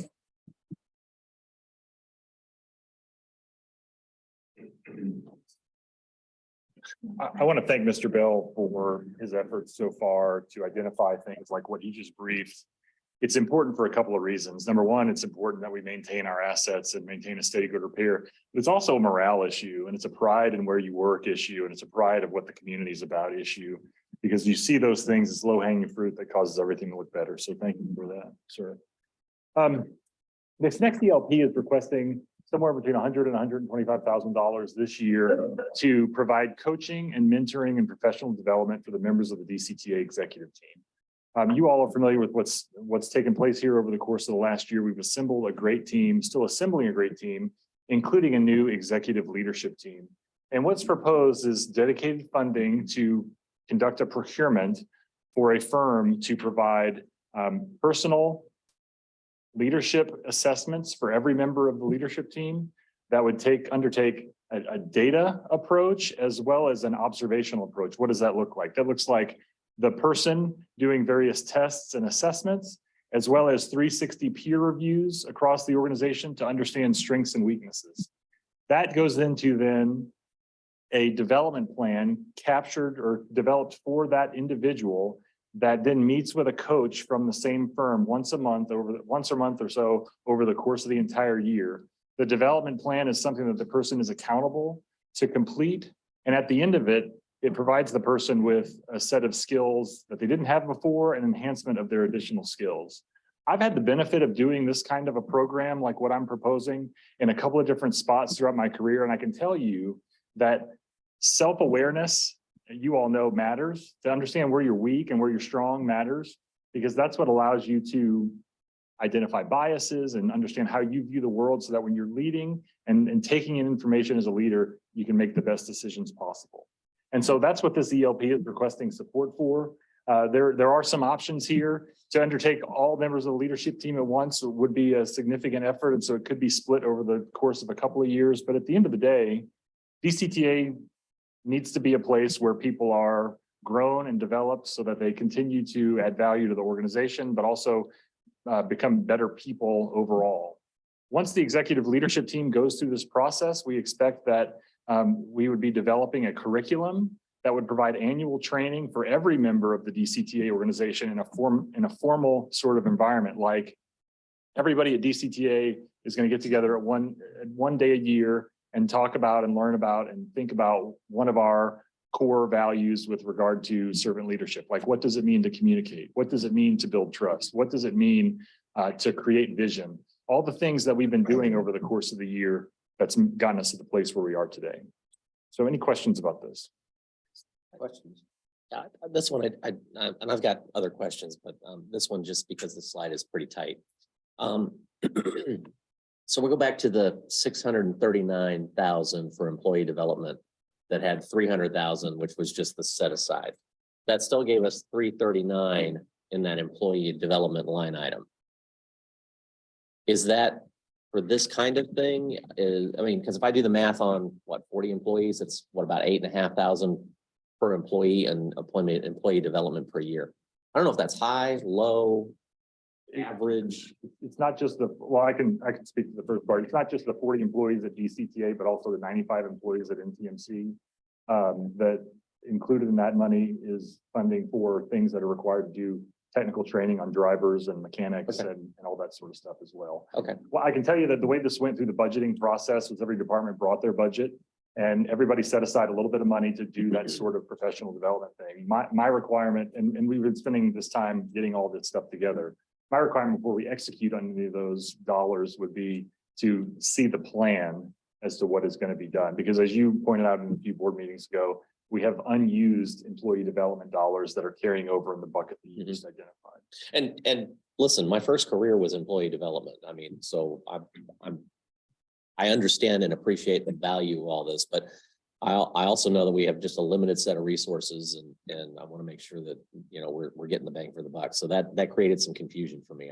I appreciate the clarity. Is this going to be, I mean, I don't reckon that a 360 needs to be done every year for everybody in the environment. That just, I agree. That's. I agree. This is a one-time, it's stated as a one-time opportunity for the senior leaders of the organization. All right, thank you. How many people? 7 are included in this budget. It's about $15,000 to $16,000 a person. About 10 to 12 of that is and this is just estimates. We have to do a procurement and all that sort of stuff, but the bulk of that is the assessment that takes place over about a day and a half, not including the prep time where the assessments are conducted. And then the remainder of that cost per person is those monthly training sessions over the course of the year, or monthly development sessions over the course of the year, where the person leaves the initial assessment with a development plan and then is accountable to the coach that is working with them through developing those skills, and also accountable to me as we track that progress. I haven't been in the market that long, but that seems stout. Concept of it, not financing, see how fiscal year goes. I think what.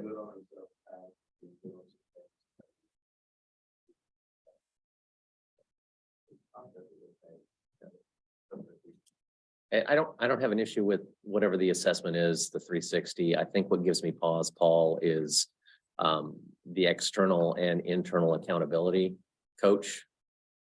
I mean, most of these that I've seen work really well because we've all sat in a room, we've all gone through this, and we're all holding each other accountable. To have the outside person try to hold me accountable on a monthly basis, it's a heartbeat. Okay, it's a different set of eyes, but I mean, 80–90% of the impact, I think, comes from you and me holding each other accountable to the piece of paper that was developed by that outside consultant. And that's fair. You know, and this could be broken up so that you do the assessment and then the results are shared amongst all the people on the leadership team.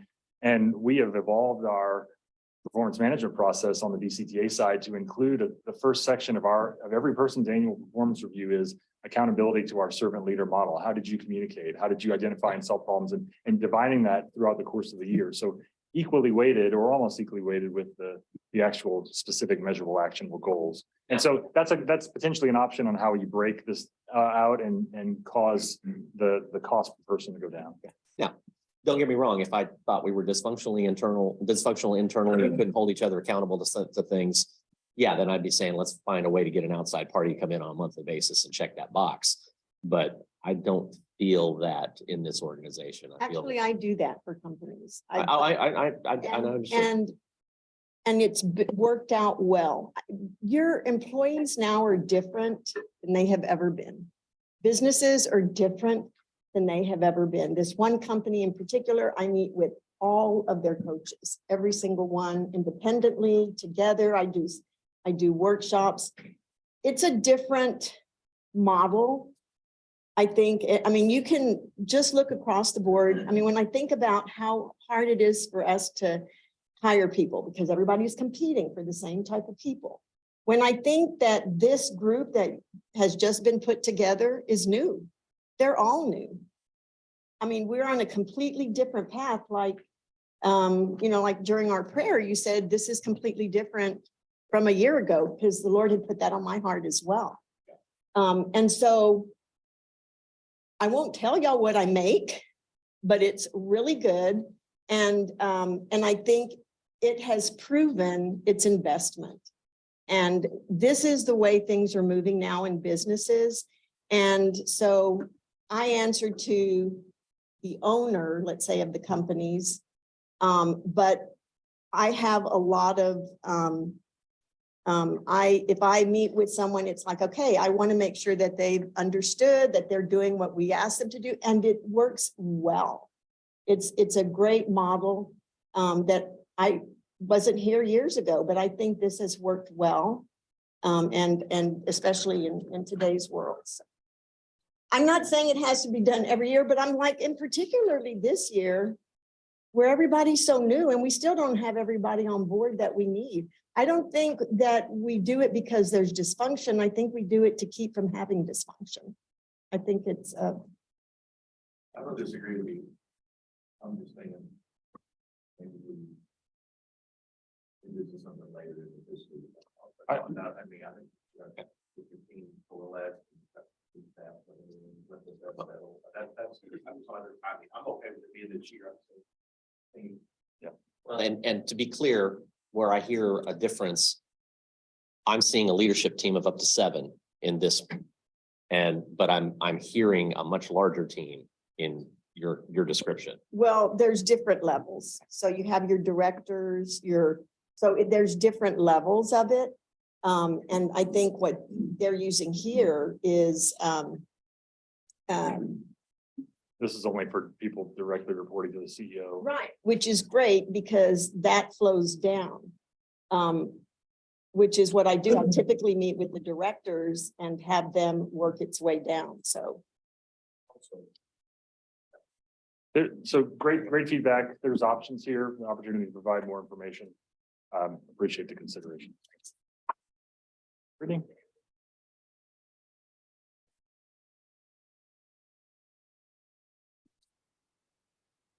Last, right? I'm the only thing keeping you guys, so.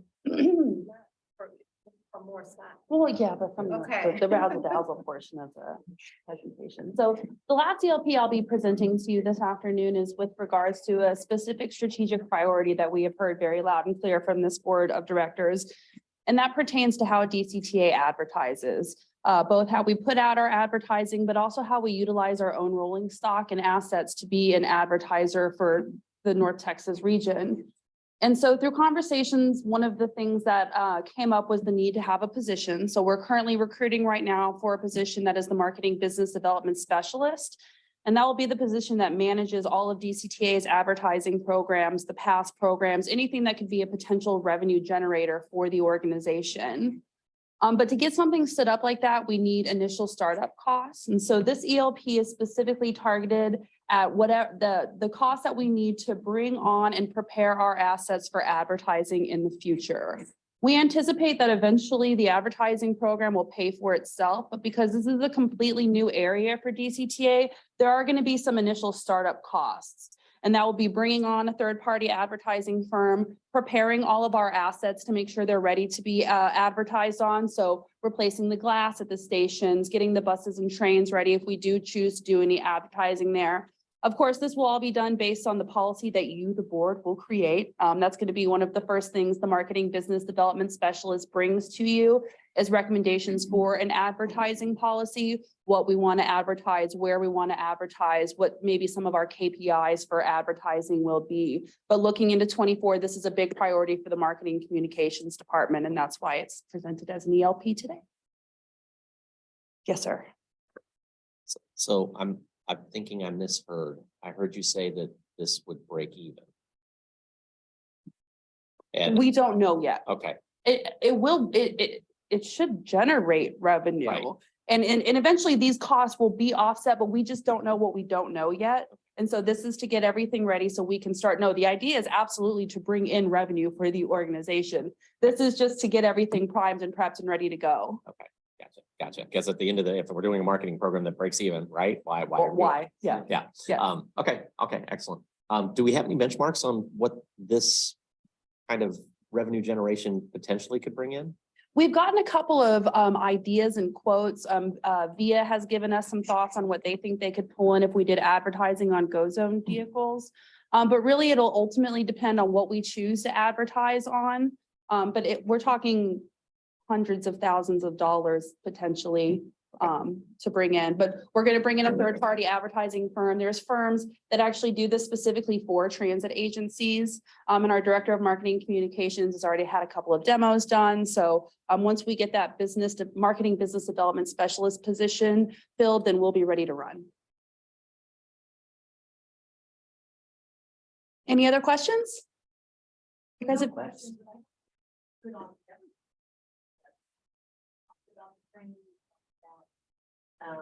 You know, when people go on the train, and the buses, my grandkids and I were on the bus a couple of weekends ago, and it was a guided tour. I loved our bus driver. It's like he was telling us all about, and I'm thinking of all the areas we're covering that all these people can see. So I hope, we look at doing it on all of our vehicles. We have the possibility to garner quite a few impressions based on the service area we provide and the number of services we have out on the street. Yes, ma'am. So this 150 gets us. It will get us any initial cost to prepare the material. So if we need to clean up the buses, if we need to clean up the stations, and then it will cover the initial cost to bring in the third-party advertising firm, which will eventually be offset by what we generate in revenue. These are just the initial startup costs. And to be really honest with you, I don't even know that I'll spend 150,000 of it, but just to have it there, I'd rather have it and not need it than need it and not have it.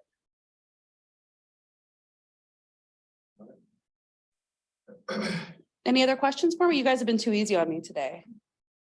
I'll take it. All right. Thank you so much.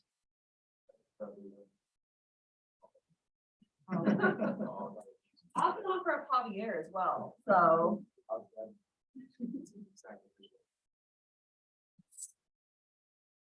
Hello. It's me. Back again. Doing number stuff. We're back to, hardcore number stuff. So sorry. Okay, so let's talk purchase transportation. Significant line item in the budget, and we said we'd do a little bit deeper look at what those costs entail. So with respect to our segment of purchase transportation that encompasses UNT Frisco, some of our mobility services type contracts. You can see in the top left details that help you to understand more about the overall total expenditure planned for purchase transportation at $11.8 million. As I mentioned before, and when we were doing kind of a high level overview, the significant portion of that relates to the Go Zone contract, which we have a little bit more information coming up in the next slide. But then you can also kind of see some other details with respect to purchase transportation, mobility services for some of our other areas that we provide contracts for. In the bottom left, we share details in terms of what the related revenues are that are associated with some of those contracts. And so that kind of gives you a little bit, you can maybe look at the top right, compared to some of the information that we have, the top left compared to some of the information on the bottom left to kind of give you an idea of the profitability of each one of those individual, those relationships that we have. Lastly, there is details there in terms of helping you to understand the overall contract revenue related to our Frisco contract. We utilize taxi services and recent trends in terms of overall spending in order to make estimations for that revenue. And one thing that's worth noting, so I think it was included in your consent agenda today. An item to expand one of these types of contracts. So what happens is, so we're sitting here today, we're making a plan for next year. What we've done in presenting the expense as well as the associated revenue is we've looked at maybe past trends or maybe looked at the number of rides anticipated, et cetera, to come to what we believe to be the appropriate expenditure and then the appropriate revenue that we would charge for that. But what happens in actuality, then life starts, right? Then, October 1st starts and then life starts. What happens is, then the reason that you see these items come before you is some of those estimates in terms of maybe the number of rides, maybe an entity is utilizing more rides or what have you. But all that is ever happening when we increase these contracts is we're creating more room for the expenditure to continue to provide for the service.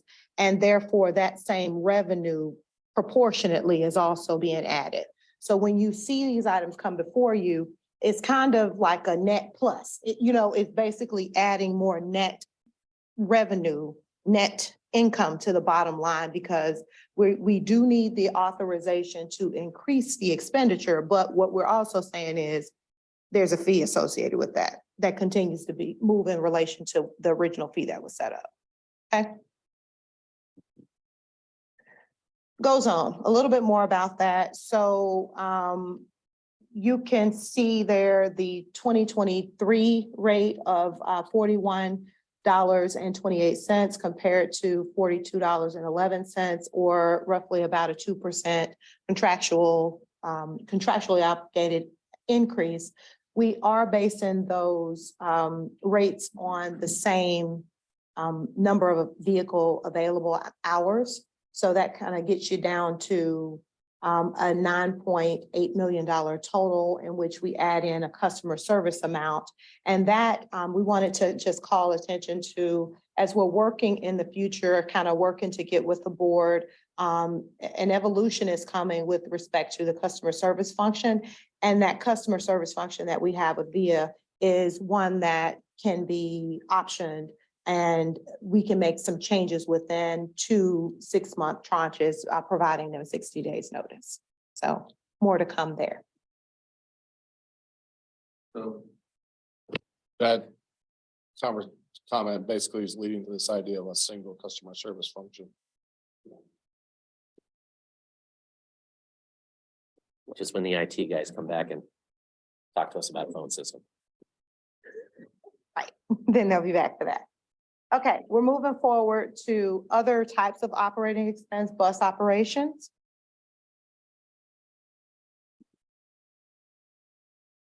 And in the spirit of full disclosure, I'm going to go as far with these things as I can. I'm going to tell you as much as I can about the numbers. And then if we get into too deep in the nitty gritty, I'm going to look at Mo. I'm going to look at somebody to help me with the details. Okay. So one thing worth noting here, you may see a consistent layout with some of these slides as we get more into the details, where you have kind of a numeric representation and then notes to the side. In every one of the areas that we boil down to help you to understand more of what's happening with the details, in every one of those areas, obviously there's a salary, wage, and benefit component. There is a segment coming up that's going to give you a deep dive as to what is going on with overall salary, wages, and benefits. To the extent that the answers are located in that section, I'm not talking about them here, okay?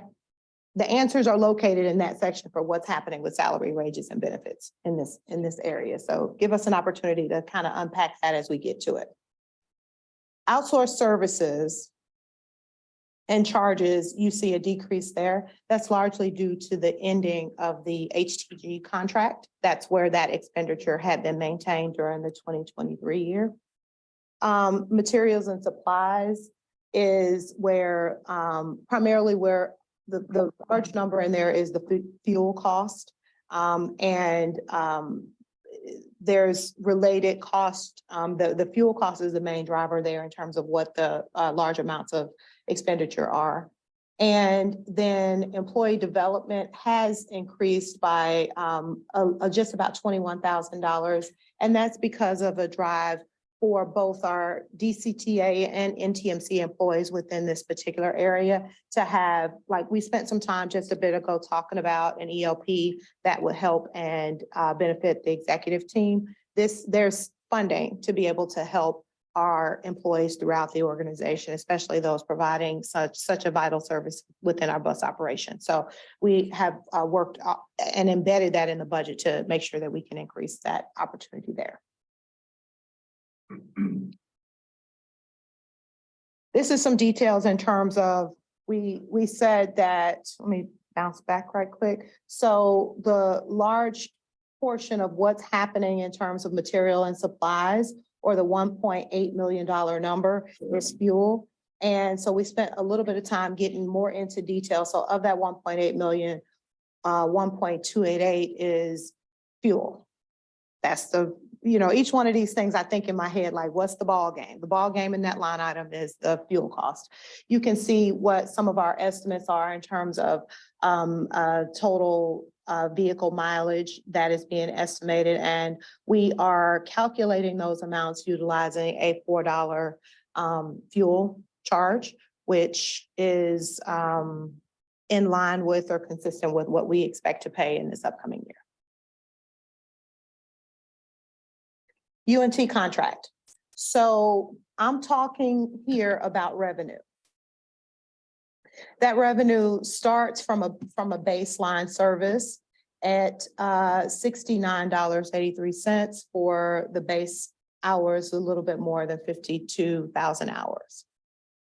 And then we progress to certain late night service out, we progress to lift service, which represents like a pass-through cost.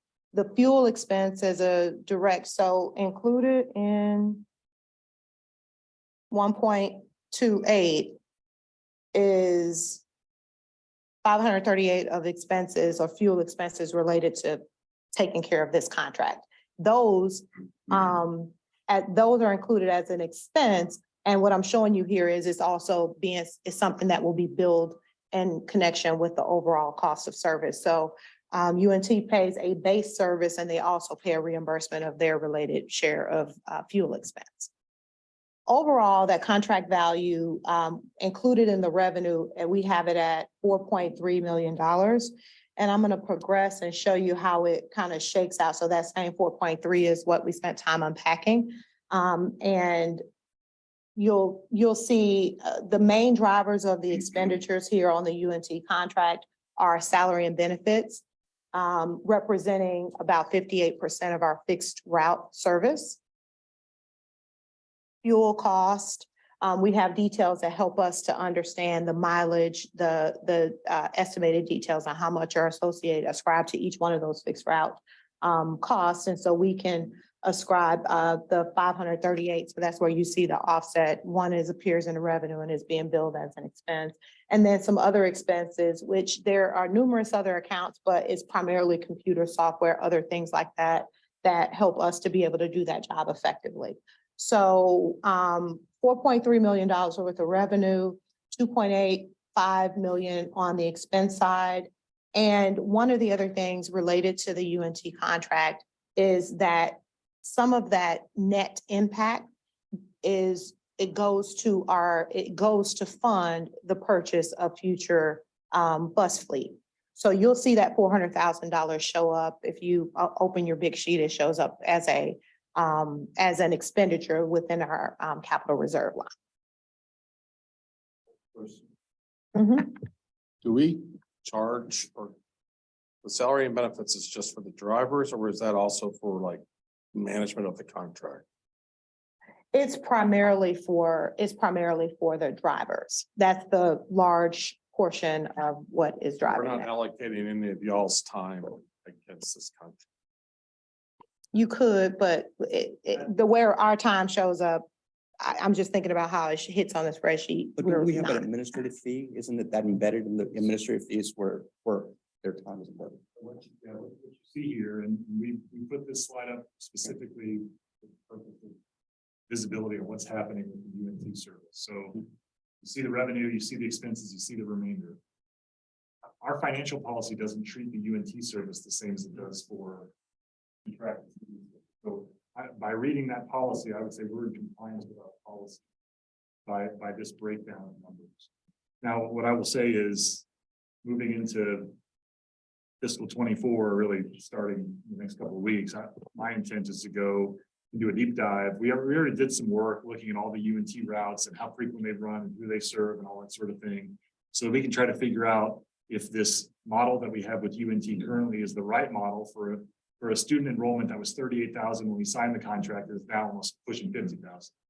Plus the Go Zone service that they take good advantage of. So all in the spirit of partnership and collaboration, and we're at the table with UNT while we're at the table with you. So I guess that's my thought is of all the one-offs, this is like one-off times 10 in terms of management time and just hand holding, which is all worthwhile, but I just want to make sure we're covering not only our direct costs, but our indirects. well, and so there's and that's where you get into the interesting dynamics about this UNT contract is that UNT and the people that we're serving who go to UNT and work at UNT, they're all dispersed throughout the city. And right now when somebody gets on the bus, we can assume that they have a backpack and they look kind of young, they're going to college, but they may also be going other places. And so this gets us to the place of having to say, what is our single consolidated bus network that serves the entire city and all the people that are there? And that's really the conversation we've started with UNT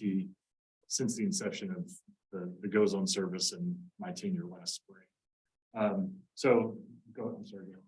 I was just gonna add, like, I took a note to work on how we might allocate any kind of management time that's captured in a different division number into this. But one thing, when I listen and I receive that question, my mind goes to $1 million over $1 million of pushing 1.1 million net. So I know that whatever the answer to that is correct, correct. I would say if I was you, it sounds like I'm overpaying. No. Well, and so there's a lot to this issue. Sure. I wanted to put this slide up so that you see that this operation is not a drain on DCTA resources. We have a good structure now. I can't tell you it's the right structure for us going forward, but it's working. And so appreciate that question. Yeah, so you don't really have an administrative fee that's attached to it at this time. That's just the way our previous policy said. Correct. And the financial policy right now that we're talking about, local universities doesn't address an administrative fee. Yeah. Covering at least 75% of the costs. It's my understanding for clarification that administrative fee is tied into the hourly rate that we charge them. So it is part of that. I was confirmed with Troy. So it is included in there.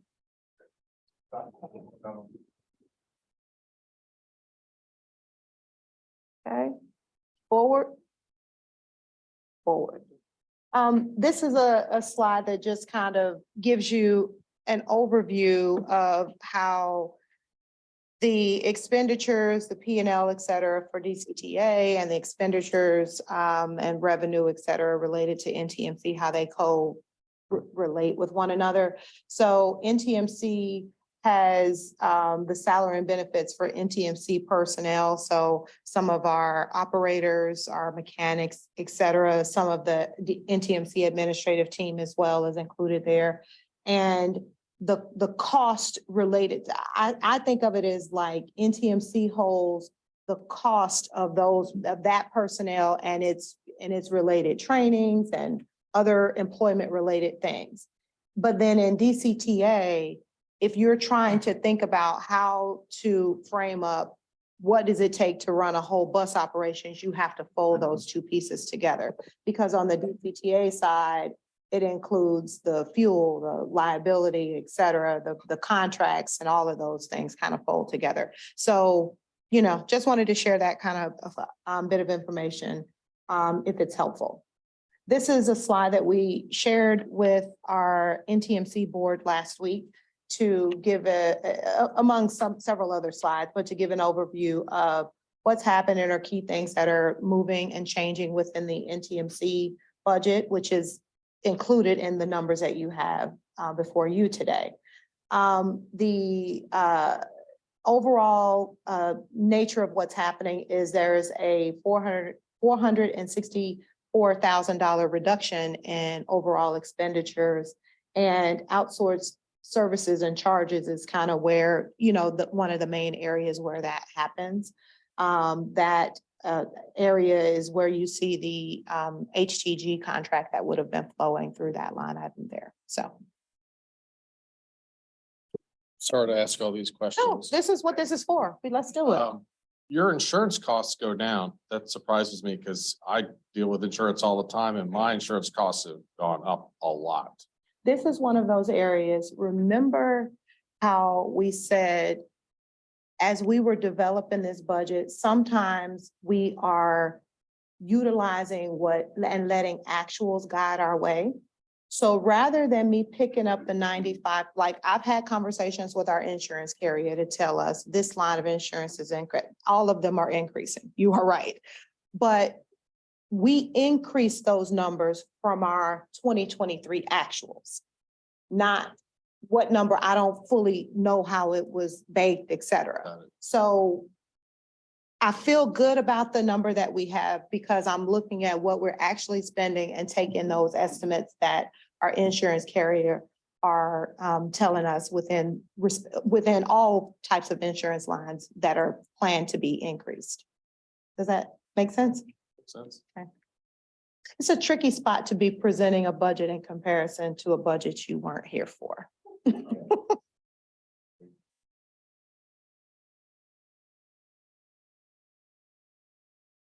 Okay, rail. I'm gonna go as far with this as I can.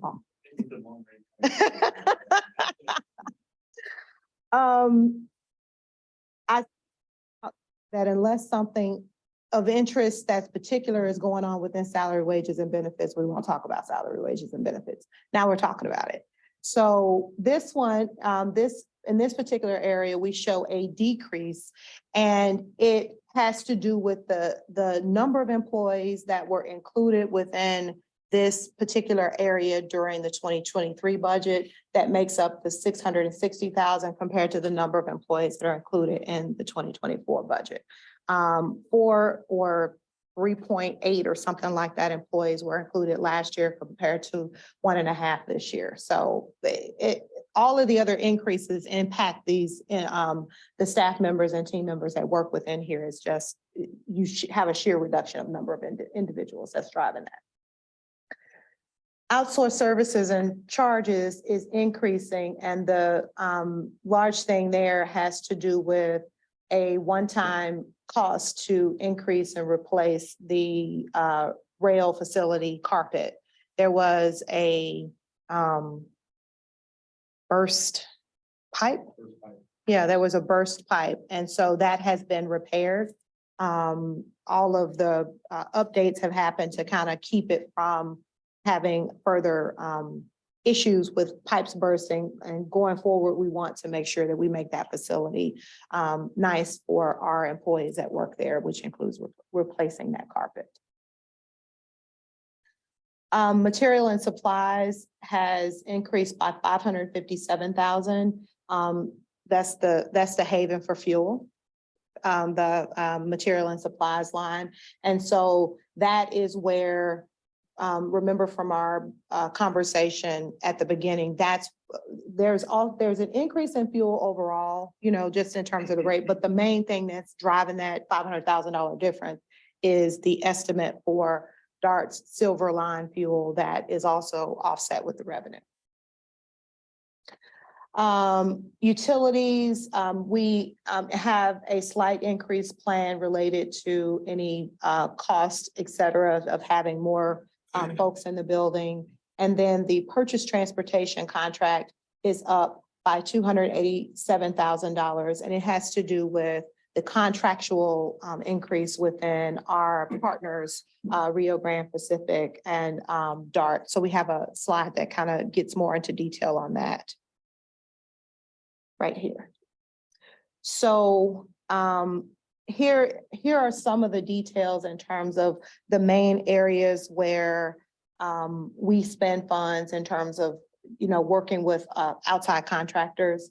And those large areas that are moving, huge amounts of funds relate to our Rio Grande Pacific contract. And you see that's, the lion's share of the $11.8 million expenditure, as well as there's some DART agreements, ILA agreements that we have that tie to our ticket vending machines, certain maintenance of platforms and restroom areas that we have fees that go to DART related to that. Sorry, Ed. Okay. Facility maintenance goes from 272,000 or $3.4 million. I guess I'm just reading that wrong.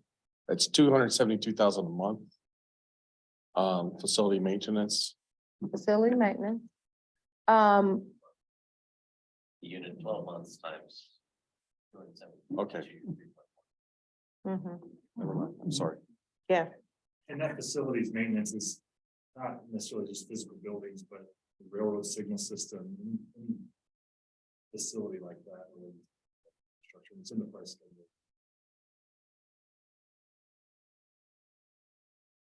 Okay, forward. In terms of other, no, back. Would that cover things like when the crossings wash out, when we have the big rains? Is part of is that built into the maintenance? Let me get an answer. We have this is for certain recurring regular works on that. Okay. The reason I asked for that specific one, because it's kind of a recurring one at this point. Right. Yeah, so there's that, and then we have another allowance contract for significant events that are kind of one-offs, so. Yeah. We can get it. We'll press pause on that. When Alex arrives, we'll get him to help us through that. We talked about fuel, the rail fuel budget is just under 2 million, 1.978. We spent some time talking about the rail operations and maintenance agreement at $11.6 million. That also has an amount of $200,000 for PTC operating expenses. And you can see some of the details in terms of rail specific insurance, et cetera. So I'm going to pause here, back up to the slide that generated the question. The question has to do with the $3.4 million for facility maintenance expense and what all that includes and whether or not the crossings, when they're washed out, whether that includes work there. Crossing washouts is in the facilities allowance, the maintenance away allowances. The crossing washouts, we have a washout that would happen in the maintenance away annual allowance of $260,000 line. That's subject to a $10,000 contract. So that's where that would go. This facilities maintenance is just the daily maintenance of the track, the signals, the radio towers, the buildings. That's what that's for. Okay, thank you for that, Alan. I'm glad we're capturing it somewhere. Thanks, Alex. Okay, so this slide, the intent. You want it? Let me see how far I can get. Okay, So this slide, in my mind, I think of the top part as the past, the bottom part as the future with respect to our rail spending. So obviously, you know, starting across that top line, we would have put the rail facility in place. It's like, yay, it's new. We're not spending a ton of money there, right? In the early years. But then as you kind of progress, you can see the totals out to the right-hand side in terms of how our historical spending with respect to rail vehicles, track signals, all of that, how that has fared. What we're showing you in the bottom graph is what our rail experts are telling us is necessary in the future years with respect to maintaining a safe and productive rail system, and what types of expenditures are necessary.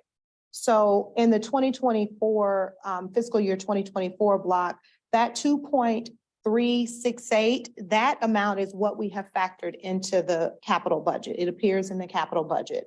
And this is where Paul can tell you all about the details in terms of exactly what what that represents. And we actually have a slide there. The important thing that I think gets lost behind the talking in the boardroom note is this total of all of what is pulling into the future adds up to $33.4 million. In order to maintain this rail system and maintain it in a safe manner, make sure that all of our tracks and signals and vehicles or what have you are well taken care of, it totals to a $33.4 million amount. So what you see happening, thank you. So what you see happening and what our attempts are with respect to this capital budget, what you see us attempting to do is begin to set things aside, because this is a tremendous amount of money to try to just have when it's time to make these large expenditures. How'd I do? That was great. Okay. Okay. This is where the details are there. So I want to add a little bit more. I'm just going to go back just one. I want to add a little bit more context to this slide. So when I landed here, the message about rail operating and maintenance capital every year was $2 million. $2 million. And that's what you see in 20, well, I got here in 22, but that's what you see has happened. You see 1.5, 2. I put this table together with Alex's help. So Alex McGlinchey, he's the senior manager of our rail operation. He knows this contract inside and out. He's been with us for a long time. He understands how it works. Overall, it's a good contract. It provides good value for DCTA, but railroads are expensive to operate in. So I put this graph together to demonstrate that it has not been just one provider throughout the whole course of time. So you see, when the railroad was launched, we were on a price schedule with Trinity Railway Express. And so this, if I could cite Alex McGlinchey, I should have at the bottom, but we started with the TRE price schedule under Herzog. And then we had a bridge contract with Herzog until we got a contract with First Transit Services for O&M. And then First Transit did an innovation agreement with Rio Grande Pacific, who adopted it in 2020. And so we've been running with Rio Grande Pacific the entire time. What you see is an imbalance in the dollars that were spent in the first part of the life of the train, and then what's being asked for in the second part of the life of the train. And when you talk to the folks on the ground, and I think they're saying the right thing, is we've done condition-based maintenance over the course of this first half of the railroad. So the manufacturer of your automobile says you got to change the oil every so many miles or change the belt, but you know that it can go a little bit longer than that. They've been doing that and doing it well. But as we go into the out years, our rail contract, when we started the conversation about what's rail capital for this year, the number started at $8 million. And so we get in this room with the rail contractor, Sherelle and Maurice and me and the rail contractor and Alex, and they start asking for all these things. And I kind of act like one of you. And I say, well, show me the data. Show me why you need to replace how many battery packs are there providing backup power across the whole railroad, and why do you need to replace them? How many times have they failed? What's been the impact? Blah, blah, blah. I'm making a judgment call on what's the right amount of capital to spend to maintain by doing risk management to make sure that we're running the operation effectively. But so the gap between this number could have been, if we'd have done what Rio Grande Pacific said, it would have been 6 or more. So we're going to be doing this over the course of the next decade, or the rest of the decade, to understand what does it really take to make this railroad run. And I expect that this number will go up, but it probably won't go up as much as these numbers say. But know that every time we talk about railroad long-term maintenance, it's starting at 5 million a year or more. And every time we have that conversation, it's a judgment call on what do we need to do to keep the railroad running safely and effectively. One of the things that we need to pivot to is causing our rail contractor to behave the same way that we do as staff by bringing the data and the information to say, okay, what does it mean that a signal system, a railroad crossing signal system is obsolete? If it breaks, what's going to happen? And does it mean we got to go and replace every one of them? Or could we just do them when they break? If our air conditioner at our house can take it one more summer, usually we'll make the decision to make it run one more summer. We're making those kinds of decisions over the course of the entire railroad. Does that make sense? Okay. And I will say this, Rio Grande Pacific is a good partner to us. They provide good service, and they are providing what their recommendations based on what they believe is in the best interest of the railroad. It's our job to make sure that we're good stewards in replacing things at the right time and doing repairs at the right time. But when you do condition-based maintenance on vehicles, you see the vehicle number is the biggest. I mean, the rail fleet is now ending its first decade of service. And so those sorts of systems are going to need to be replaced more and more frequently. So this is a picture of what this $2.4 million this year is being asked for. These brake overhauls, this is an item that every 3 years, the brakes on our trains have to be removed, shipped to the OEM, and reserviced in order to be put back into service. That's an FRA requirement. One of our opportunities as an industry, as a commuter rail industry, is to try to get the FRA to do a rule waiver to go to a condition-based replacement, because the brakes generally have life on them, but the FRA gets to decide when we do that work right now. So right now, we're stuck with it. Engines and generator overhauls, we've been working through a program over the last few years, so we're continuing that. Replacing the air conditioning systems. We signed an authorization letter this year that was a multi-year deal in order to get some more favorable pricing. And so that's what you see there. We always continue to look at wheel bearings and those sorts of things. Our track and infrastructure is in good shape. Our bridges are in good shape. We run a light railroad, and so there's not a ton of wear and tear from an equipment perspective, but we're always, this grout ejection allowance is about make sure that crossings, if they start to get uneven, they can be repaired. On the signal system, you see we got allowances for battery replacements and those sorts of things. This is an item, HVAC remote monitoring. Our signal houses now have PTC equipment in it. They get really hot in the summertime. These are appropriate HVAC systems for those bungalows so that the equipment doesn't get too hot and can maintain its lifespan. And then we're adding this item here to begin upgrading lights at our rail stations to LEDs because of safety and the need to make sure we got good perimeter lighting all the way around. So that's how we get to the $2.4 million number on rail O&M, or rail capital rather. So, Paul, then I would think that for 2025, and 2026, when you came up with those numbers, you took that and kind of started thinking about, okay, what's for next year and what's for the year after that. Yes. So this is a roll up of a pretty robust workbook of every subsystem on the railroad that rolls up into these numbers on major categories. Thank you. Okay. Back to Sherelle. No, ma'am, you can do that.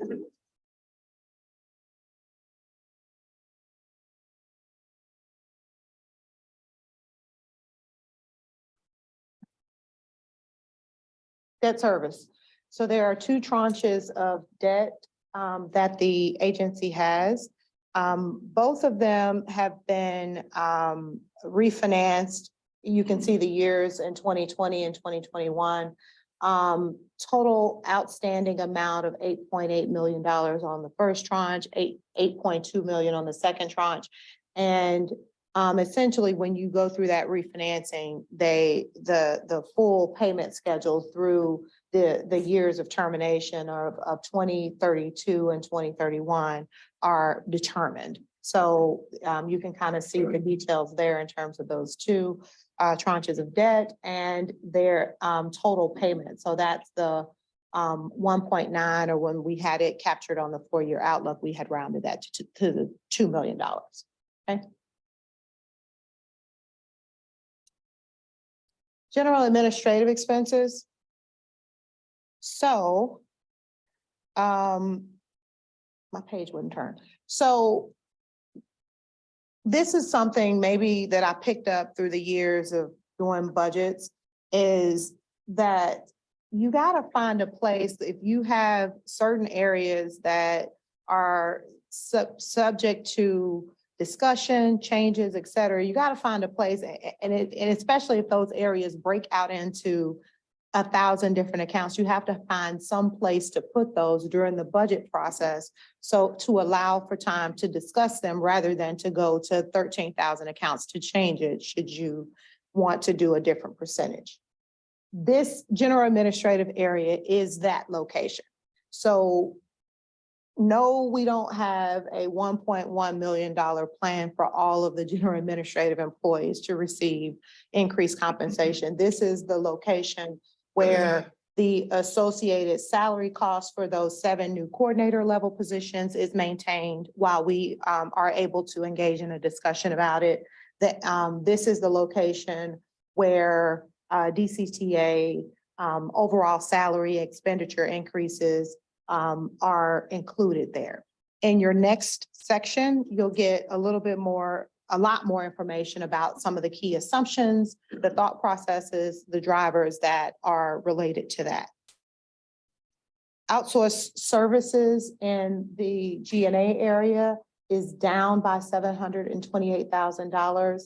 In the previous year, that it included an ELP for something that is not included in the upcoming year, in the 2024 year.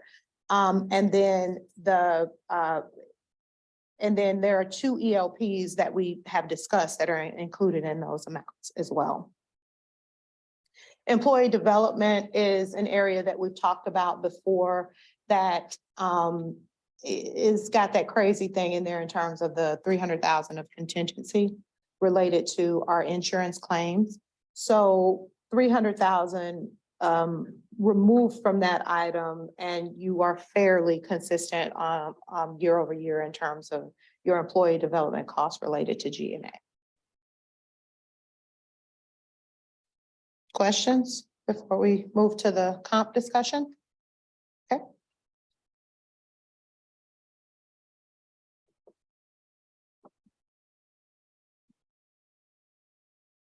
Thank you, Cheryl.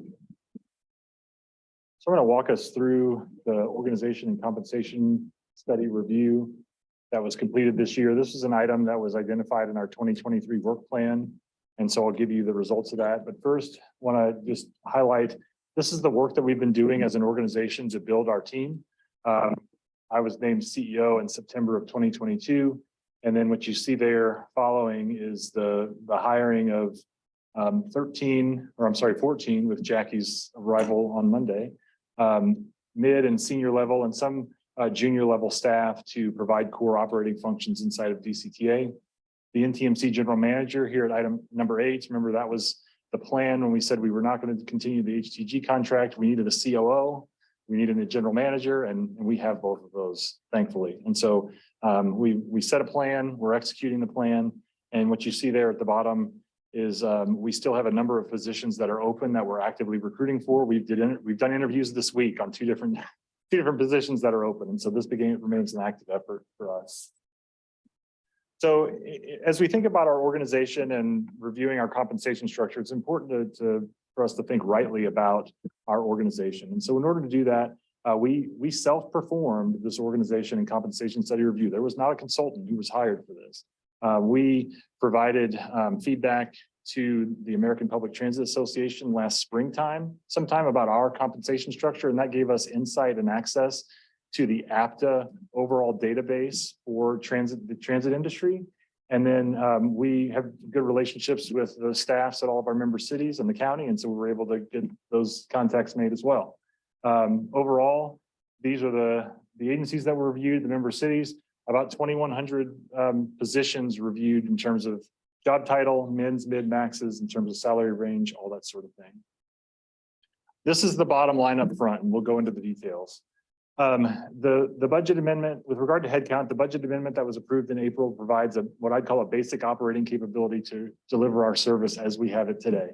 Granted, we have a number of positions that are still open, and we believe that once we get those positions filled, that we'll be able to deliver the service that's on the road, and then we'll be facing the opportunity to re-up or renegotiate the contracts for our major service providers and all those sorts of things. When we think about the opportunity to really make steps forward in terms of the efficiencies of our service, like what happens after the VIA contract with GoZone? Should we be on a model that looks more like DART? Does Go Pass app make it easier for our riders to interact across the whole region, so on and so forth? That may be a little bit more challenging to do. The additional positions that are requested in this budget provide additional resources at the very bottom of the organization so that we can make sure that we have daily work accomplished at the right levels. I would say even with the positions that we still have open, where we find ourselves as executive leaders in the organization is really working across the full range of our function from the top level to the bottom level. And so in order to get that work done at an appropriate level, this reinforce and minimize risk, these core capabilities, and then develop talent and a process for people to come into the organization and grow their careers to the organization, we have to flesh out the lower levels of our organizational structure. That second point is really important, reinforcing and minimizing risk to core function capabilities. We felt that over the course of the summer when we lost capability for a budget manager, when we lost a senior grants manager, and those were the only people in the organization who did that work. Thankfully, we were able to hire Brittany and Jane just in time to keep things moving, but we don't want to find ourselves in that place again as an organization. And we're feeling the effects of it still on the federal grant side, as we've been slow to get some of our federal grants out of the Region 6, like we talked about in one of our last meetings. So what I anticipate is a multi-year approach to authorize, onboard, and integrate junior staff into the lower level of DCTA over the course of the next few years to build a healthy organizational structure. Right now, we feel like the NTMC organization is right-sized. There's probably some opportunities still for efficiencies that Maurice and our general manager and I are working through. And so that's where we find ourselves on the headcount. With regard to compensation, the fact that we've been able to hire all the people that we have recently tells us that we're generally market competitive. However, I can tell you that with the vacancies that we have on the street right now, we have seen our momentum slow over the course of the last few months, and we've had some misses where candidates would commit and then they would be countered and they would stay where they currently were, or folks that just accept the job and then at the last minute say that they're not coming, which is really detrimental to our organization at this stage where we are. So one of the biggest things to do in this compensation structure was to make sense of our salary bands. DCTA had 12 salary bands on the books, and NTMC really didn't have a salary band structure. So one of the things that you'll see in here is a consolidated NTMC DCTA salary band structure that ensures that we take care of all of our employees in the right way across both organizations. I think when you talk about the impact of cost of living adjustments and all that sort of stuff, it's going to be felt even more on the NTMC side because it really hasn't had that close of a view in the last few years. We've generally, and I would say almost all in each case, the salary bands are adjusted to align with our member cities in Denton County. The transit agencies that we benchmark ourselves against based on ridership, mode share, all that sort of thing, they find themselves all over the country in different places that aren't growing like the Dallas-Fort Worth Metroplex are, with the exception of Trinity Metro, which is in that mix.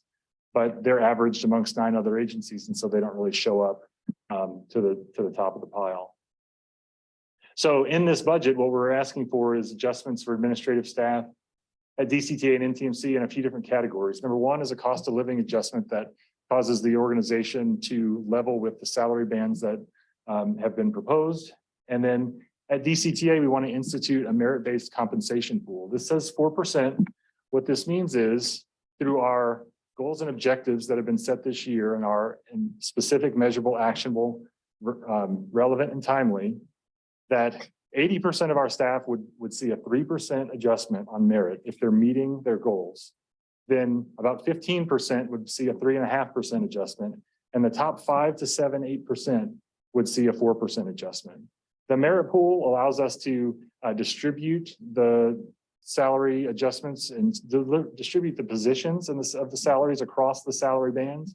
But as I'll show you here in a second, the position concentration on the salary bands as proposed are very much weighted to the left side of each one of those salary bands. Then on the NTMC side, we're proposing a 5% cost of living adjustment across the board. And then then the last line is the salary band compliance adjustment. And this is to ensure that every employee at DCTA is paid at least at the lower limit of the salary bands. Because 5% does not get everybody to the minimum of the salary bands that have been proposed. And so we want everybody to be at least at the minimum. In terms of order and how these things are applied, there's some flexibility here. You know, we would say the COLA adjustment would happen and then the merit would be distributed. Obviously, we don't know how the merit is going to be distributed at this point. We have to go through the ratings process to find that out. But it's only after COLA and merit that we would determine if anybody is left to receive the salary band compliance adjustment. This is when we did the calculations for this budget, the merit wasn't considered. And so my math tells me that overall salary band compliance adjustment will probably be lower than what's presented here for that reason. It's important to note that in any of these slides that operator pay is not included here. We have an upcoming collective bargaining agreement round that needs to be happening very soon. The collective bargaining agreement expires on March 31st. And then the financial policy says that we revisit this analysis every 3 years. There are things that need to be fine-tuned in this, like different career fields. We see different salary bands, like on IT, mechanics, those sorts of things. And so now that Jackie Bronson is here, she can continue to work on this. But from a first pass, this is the place that we find ourselves. I'm gonna grab my water here. Any questions from anybody so far? Okay. So this is our current DCTA organizational structure. I started in March of last year with 40 positions on the books, not including the CEO. Currently, we're at 36. In this slide, it says 32 current plus 4 proposed new. That's where we are today, 36. The white boxes there are the positions that were authorized and approved in April. What's proposed in these 7 positions that Sherelle mentioned in the budget are in these boxes in gray. I'll go from left to right here and we'll just talk through it. And then I've got descriptions on another slide. Starting here, a rail operations coordinator. Again, these are positions at the very lowest level of the organization. Right now, Alex is the sole administrator of that rail contract. He spends his days keeping the railroad running. We need him to be digging into the systems and subsystems of the railroad to make sure that capital plan that I showed you earlier is right-sized year over year. That means he's developing the types of tools and metrics that I provide to you to make decisions on where to make investments. On the finance side, I'll show you that we're still net lower than we were when we started back in March, but an accounting coordinator, a grants budget and compliance coordinator, and a payroll benefits coordinator are listed here. We're still in the mode of manual processing of accounts and all that sort of thing. The ERP will come, but even after that happens, we have 1 accountant booking journal entries and 1 accounts payable coordinator. This person can provide backup and support for both of those positions. On the grants budget and compliance coordinator side, that helps to shore up a senior budget manager and a senior manager of grants. So think about this person providing support between these 2 people. And then on the payroll and benefits side, we have right now our human resources and training specialist, Aphrodite Aguirre, who's been with us since October of last year. I'm sorry, yeah, Les May, who is the one who is processing payroll and benefits for us and NTMC 4 times a month. And so this coordinator provides support for her in bridging the gap between human resources and the finance team. On our IT side, Kyler Hagler is our senior manager of IT. And right now, Aaron is providing help desk support. They're both one deep. We have one systems administrator. We have one help desk person. You see our network is growing and expanding. It would be helpful to have 2 people who are systems administrators to provide support to one another. And it's also a good career development opportunity. By adding a help desk coordinator, the IT team gets to grow together. And then this is the piece, the security systems coordinator that Javier mentioned in the ELP. Once we stand up a security system and start installing hardware and all that sort of stuff, you need a person assigned to make sure the infrastructure runs. I think long-term, security and safety become a consolidated organization, but at its infancy, it's going to stay in IT. Any questions about that? Okay. So in this slide, we're looking at, here's kind of the job descriptions that I laid out for you here. And this table shows how positions are allocated across DCTA with this proposed change. So here's our 8 salary bands. 1, 2, 3, 4, 5. Oh, this is 7 because only NTMC touches the bottom. I'll show you that in a second. 7 salary bands, analyst to coordinator, all the way up to executive vice president. Blue is what was in place after the rationalization. April, or orange is the positions that were added in April. And what you see here is the 7 proposed positions at the bottom of the organization. When I talk about building the organization from the bottom up, I'm talking about imagine filling in these levels so that you end up with the nice pyramid shape that we all know the organization or any organization needs in order to be healthy. These are people who have the opportunity to promote, to grow in their career, to provide long tenure service to DCTA. This table down here tells a really important story. In fiscal year 22, we had 246 employees assigned. If you think about 40 DCTA staff, 45 Rio Grande Pacific staff that it takes to run the railroad, 105 at NTMC, and then any given time, we have about 56 vehicles on the road. Though there's a pool of 200 some odd contract drivers that could be behind the wheel at any time. 246 positions. In fiscal 23, I cut that to 32. In April, I asked you for 4. You see net, we're still at 232. And here, I'm asking you for 7. That gets us to 239. We're still lower than we were when we started.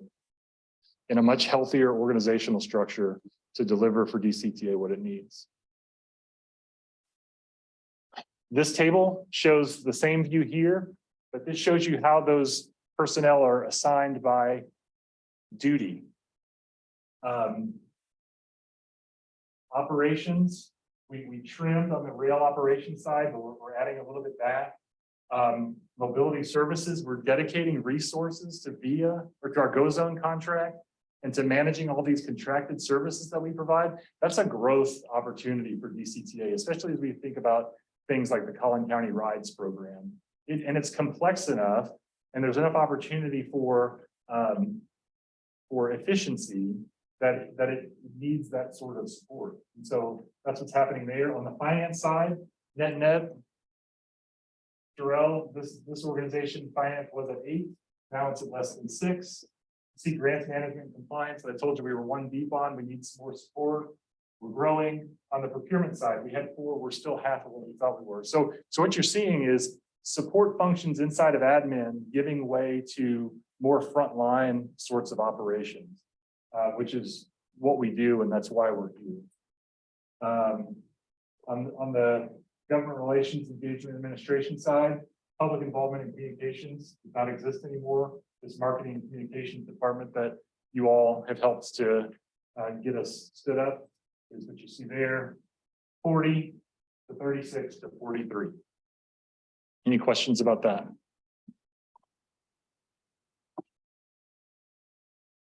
On the NTMC side, this is our current NTMC organizational structure.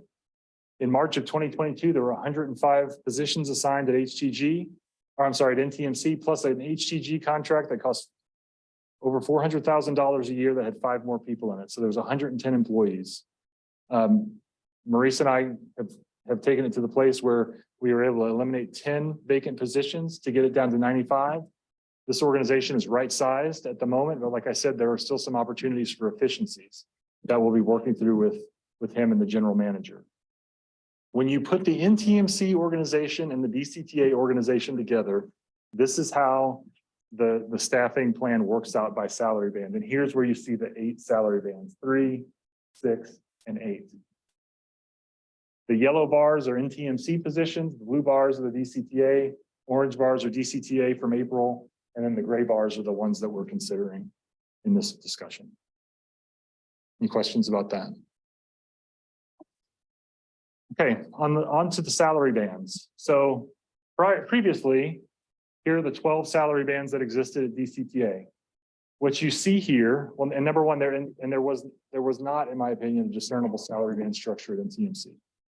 What you see here is the opportunity for confusion when you have specialists in multiple bands, managers in multiple bands, directors and senior directors in the same band, and a vacant band between AVPs and vice presidents. There's opportunities for confusion there.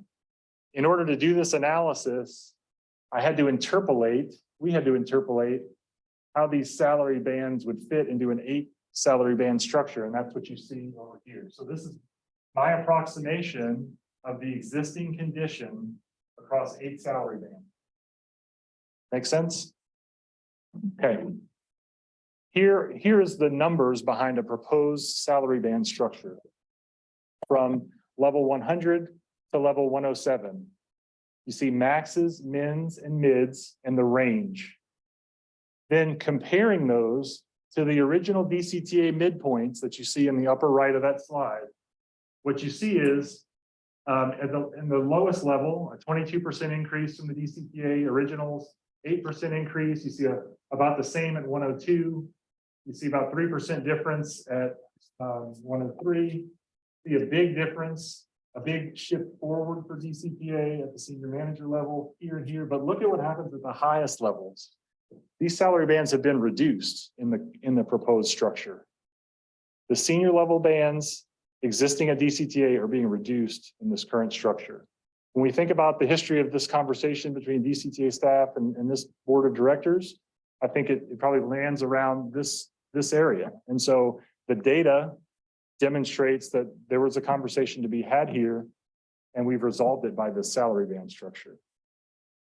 Then we compare the midpoints of these bands to our transit peers, and what you see is generally higher across the board than our transit peers, but again, they're not living in North Texas. I think this is what accounts for our cost of living modifier, what might show up in a typical salary band or a typical salary compensation sort of review.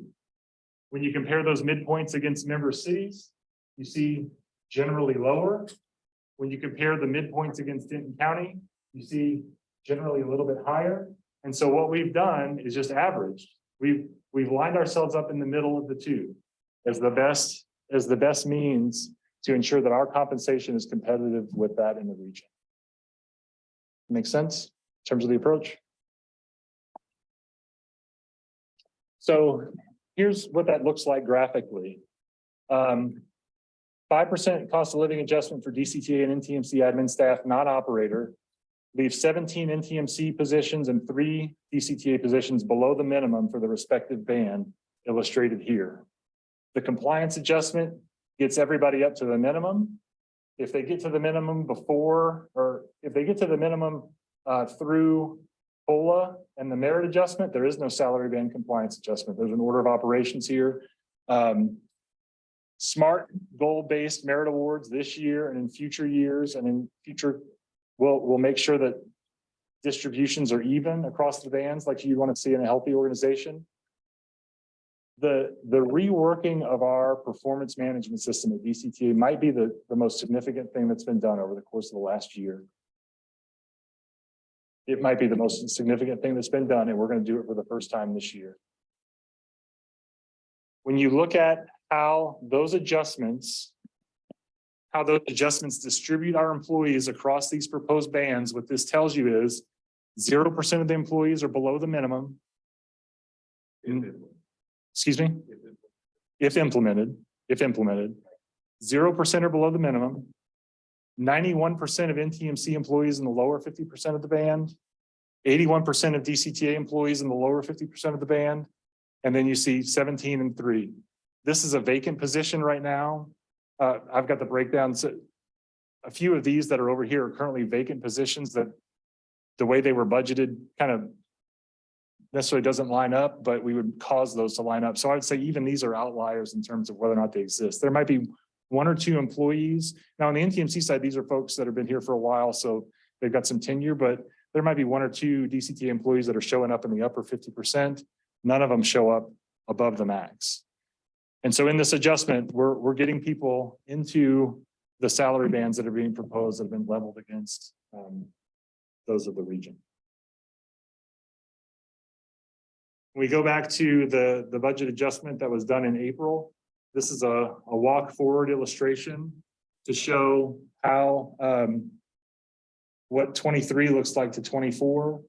What you see is the 24 budget on DCTA is now higher. The NTMC budget is a little bit lower. And then when you add positions in 23, then when you do the COLA merit salary band compliance, and then when you add these new positions, that's how you end up with the net overall $790,000 difference.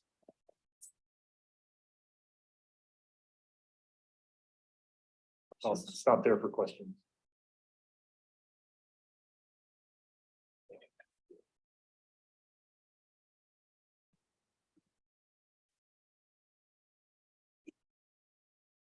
Bringing someone that's out of the scale up to the minimum of the new scale.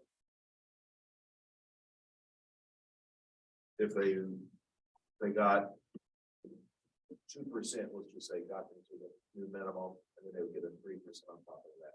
That's the merit base allowed. No, sir, we're proposing a 5% across the board, which may get them just above the minimum. And if that does not, and their merit does not, then the salary band compliance gets them to the minimum. But if they get to the minimum with between COLA and merit, there is no salary band compliance component.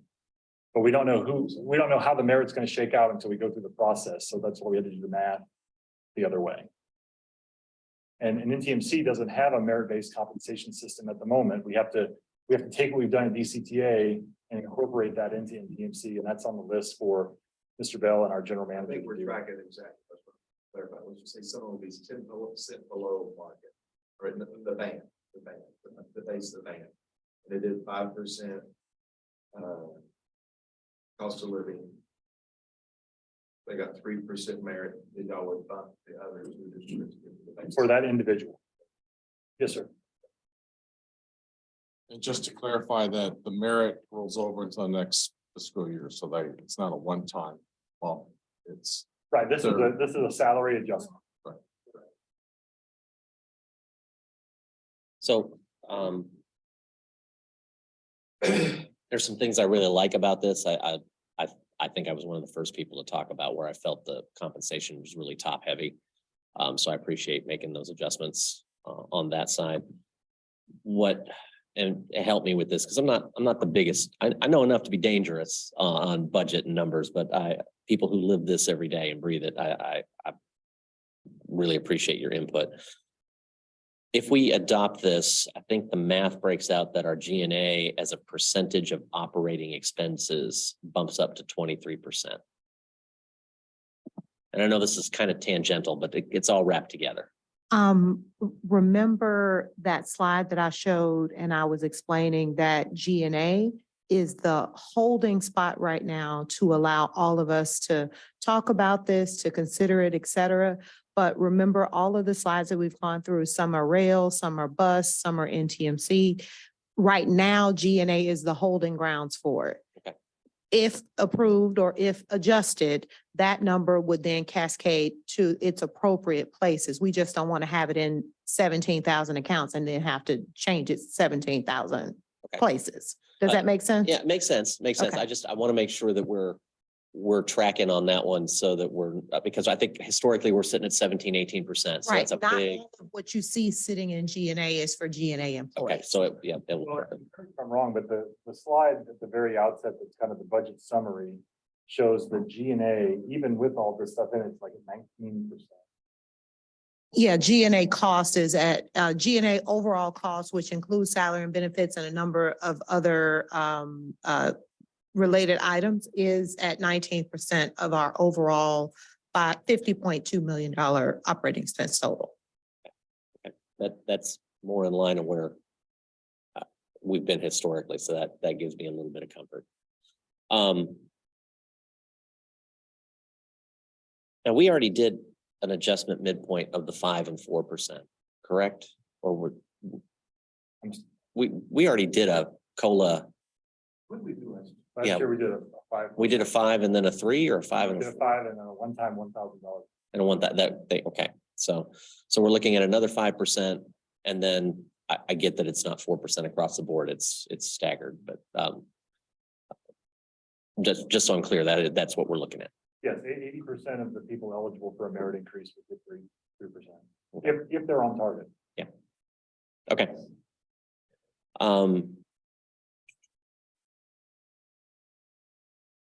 You mentioned in a previous slide, the collective bargaining agreement coming up. I get that we can't really say, hey, yeah, we're holding back this much, or oh, we budgeted that much for it. Yeah, it's back there away. What are the thoughts around budgetary impact with MTMC and the collective bargaining agreement? I mean, we're expecting a 5%. Right now, we budgeted for 3%. Okay.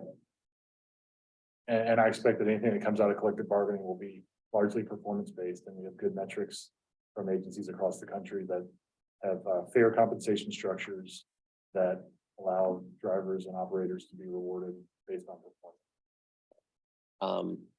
And I think the only other concern I have, and I talked with Sherelle, and I think if I'd been able to talk to her earlier about it, we might have caught this language a little bit differently. There's the outlying years over time. There was a approximate rate increase of sales tax revenue increase and it said approximately 2.5% was what we budgeted at. The numbers in the spreadsheets are actually just under 3%. I'm much more comfortable at 2.5%. I get that could be considered a rounding conversation, but half a point in sales tax can make or break an organization in a bad year. And I am so thankful that we are at least having the conversation around 2.5% versus 3%. Whereas a year and a half ago, I was looking at escalators of 5% and 6% and 7%, which was insane. I'm glad you brought that up again, because I didn't understand that to be your question when we spoke this morning. Gotcha. So thanks for clarifying that. The future years outlooks, we will take that 2.5% into consideration. I'm especially on a sales tax number, I'm generally real skittish about jumping out there too far, because you just don't know what's going to happen from a consumer spending perspective. And just so you have context, City of Louisville does a 1 year or 1% escalator, and then mid-year we do an adjustment. Okay. So we're ultra conservative. We only project sales tax increasing by 1% each year. We do not, because we see what happens in our other cities, and the whipsaw comes in, and now I got to do a reduction in force, and I've never had to do that in a downturn. So, and it's because we are that conservative on sales tax, but we missed the opportunity, because we can't bank a whole bunch of money or do something big. But the downside, avoiding the downside is much more important to me, and I think our culture at Louisville, and I think that's important here too. What I'd hate to be doing is in a down economy, suddenly having to reduce the services that we provide to residents. I think that'd be a bad move. So it's a double down. One thing that's good to note is the distinction between the long range plan. So we're going to look using best available information. Now we're just going to look further out in the future as far as we can, right? We're going to start layering on the capital things that we know about. We're going to, put some escalators on certain areas. But when we come to do that budget for that particular year, we're going to look at what is good and right and best as best we can tell for that year's budget. Yeah. So a classic example of that might have been 2 years from now, when the team did the long range financial plan, they probably did carry out the sales tax number by 3% or 2.5%, et cetera. But when we're looking at what's happening in life right now, and when we're looking at what we anticipate with the market for our 2024 budget right now, we're not taking that number. We're taking something conservative. So the long range plan helps you to think in the future, but when it's right in front of you and it's time for budget time for that particular year, you use that as a guide, but that's not your only thing, you know? Yeah, I appreciate the context between the two, because where it really got scary for me is we were looking at these wonderful sales tax returns, and we're just projecting that in the long range to continue for forever. And you know, when you're 10 years out, all of a sudden 2 or 3% is a lot of money that you're sitting there going, we're going to count on this coming in.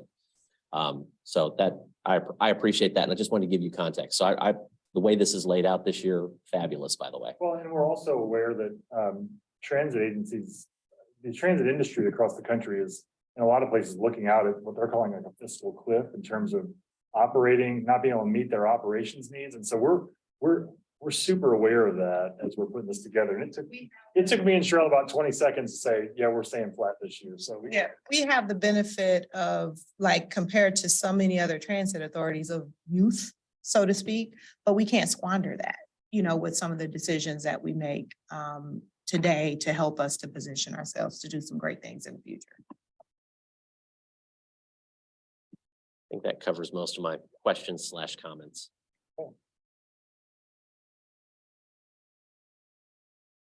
I will turn it back over to Cheryl, and then I'll make out one more trip. Thank you.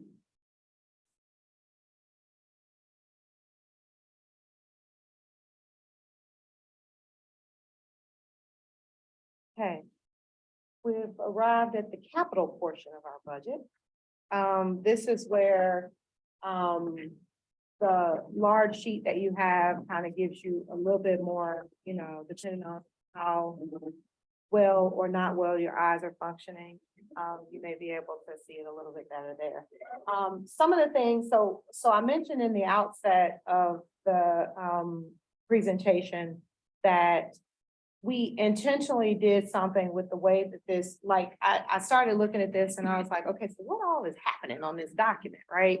And so in my mind, I have to break it into 3 things. One is like cash out the door spending, money that is in this capital thing that is being spent to add to, you know, an asset or expenditure within there. The other thing is our capital reserves. So what you see on our audited financial statements, it shows about a 90 some odd million unreserved fund balance. That sounds like massive. I know, you know, in doing my homework to understand the agency that I was coming into, I was like, 9 million. Okay.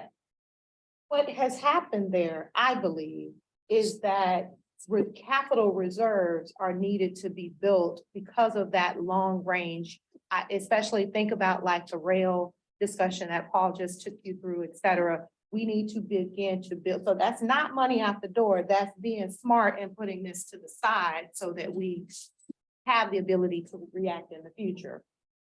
So that's category number 2 of this things that appear on this list. And then category number 3, I call OPC, and that's like other people's capital. It's not our capital, okay? So I'm gonna call your attention back to the discussion from our February board meeting. I even gave you a little screenshot to put your mind back into it. And we talked about the need to, like, that we were currently spending somewhere in the ballpark of about $5 million out the door in terms of our long range spending. And the recommendation was to get to 8 or maybe even higher, you know, in terms of that. The delta between the 5 and the 8, the 3 million, is the setting aside the acorn so that we are able to begin to react to some of those higher dollar spends in the future. plug $3 million in your mind, the difference between those, and I'll show you how that unpacks. So I get everybody in here, everybody got this color. You can see colors, yes.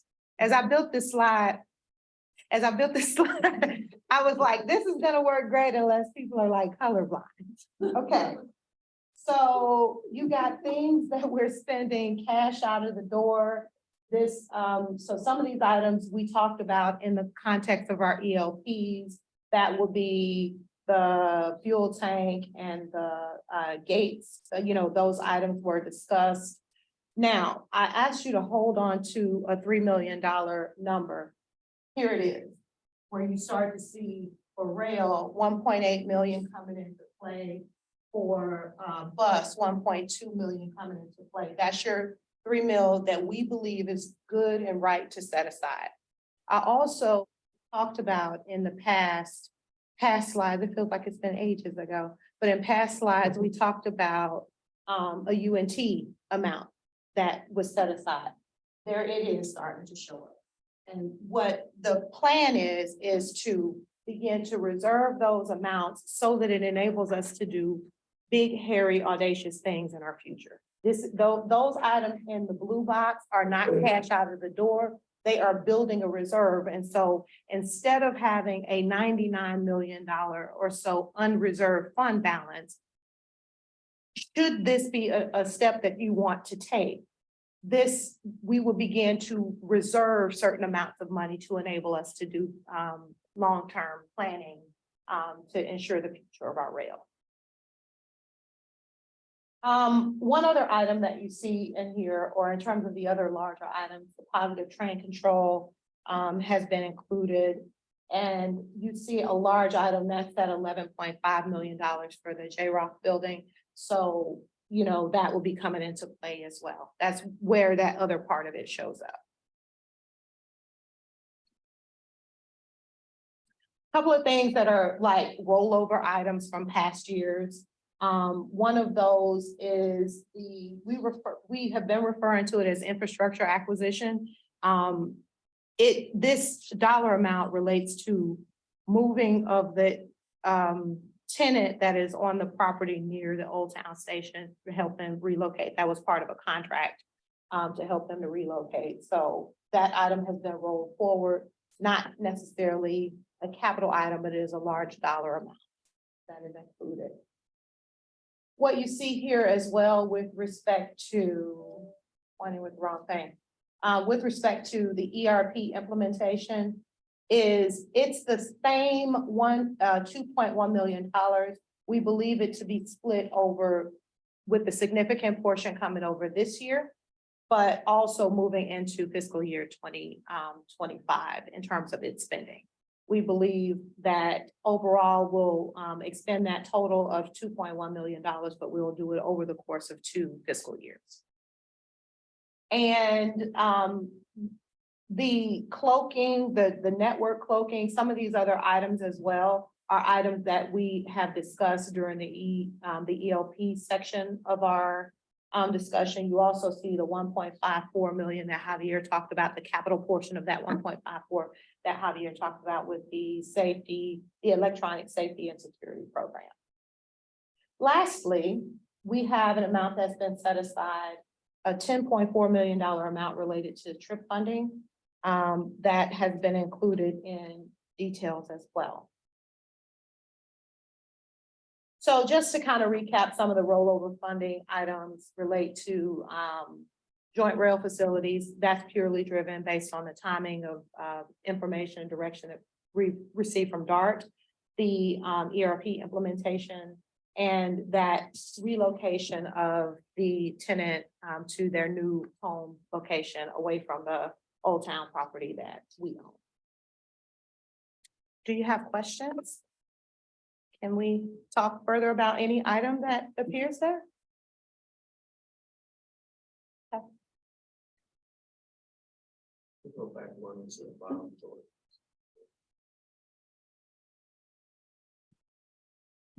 Yeah. You good? Okay.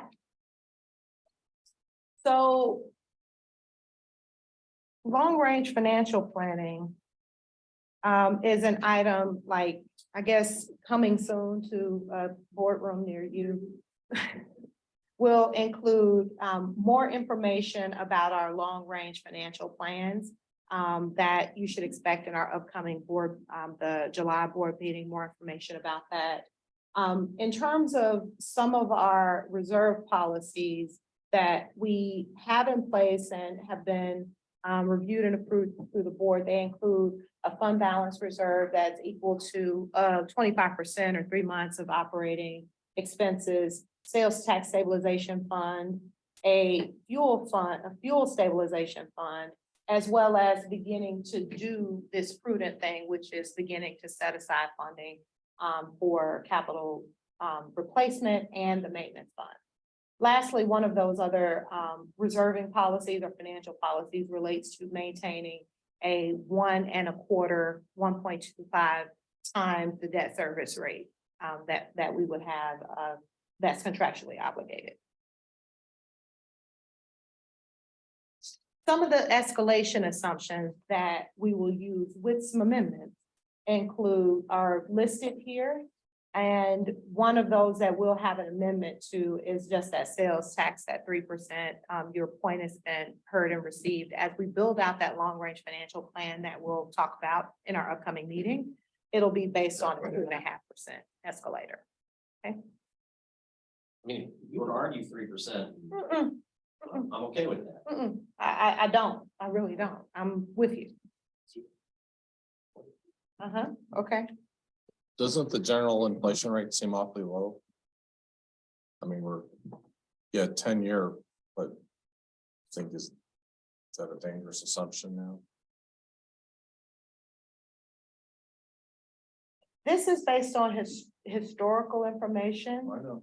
We'll challenge that and see, just like the question is raised about sales tax and whether that is where we need to be. We'll challenge that as we bake this long range financial plan that we bring back to you and see if we concur with that particular one.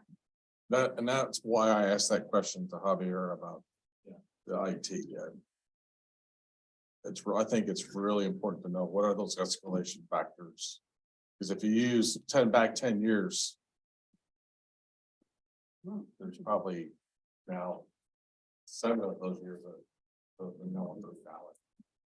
And I would say it depends on what you're counting. Totally agree. So like I tend to try to be conservative on revenues and not, especially understanding how things may come together. I tend to try to be more conservative on a revenue number than I am on an expense number. And so it just depends on what you're counting and how that number moves, what outside factors impact that number. Does that make sense? Yeah. Whether or not you have it tied down on a contract or what have you. Right.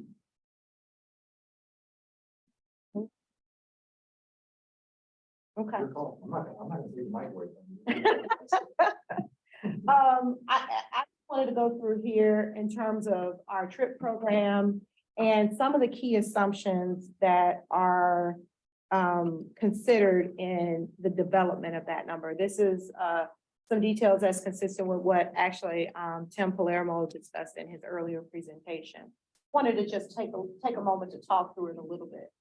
So it says previous year ending fund balance, add the revenue, subtract the expenses, subtract the capital outlay, subtract the debt service, subtract the reserve to get to the balance that gets multiplied by the 15%, right?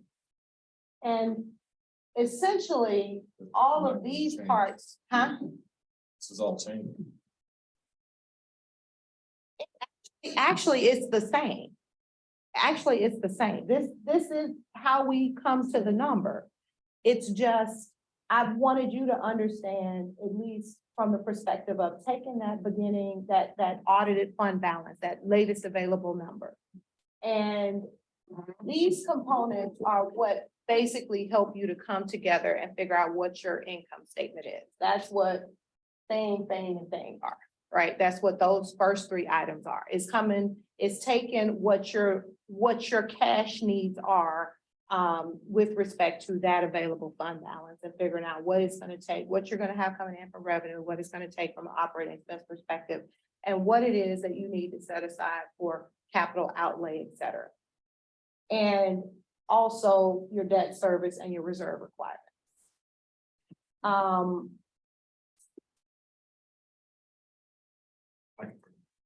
Okay. You see how he did me? He let me just get all the way out there. He's like, I'm coming. Because you're so good. So good, so good. Okay. 5 year. 2023 was year 3. So 2024 is year 4.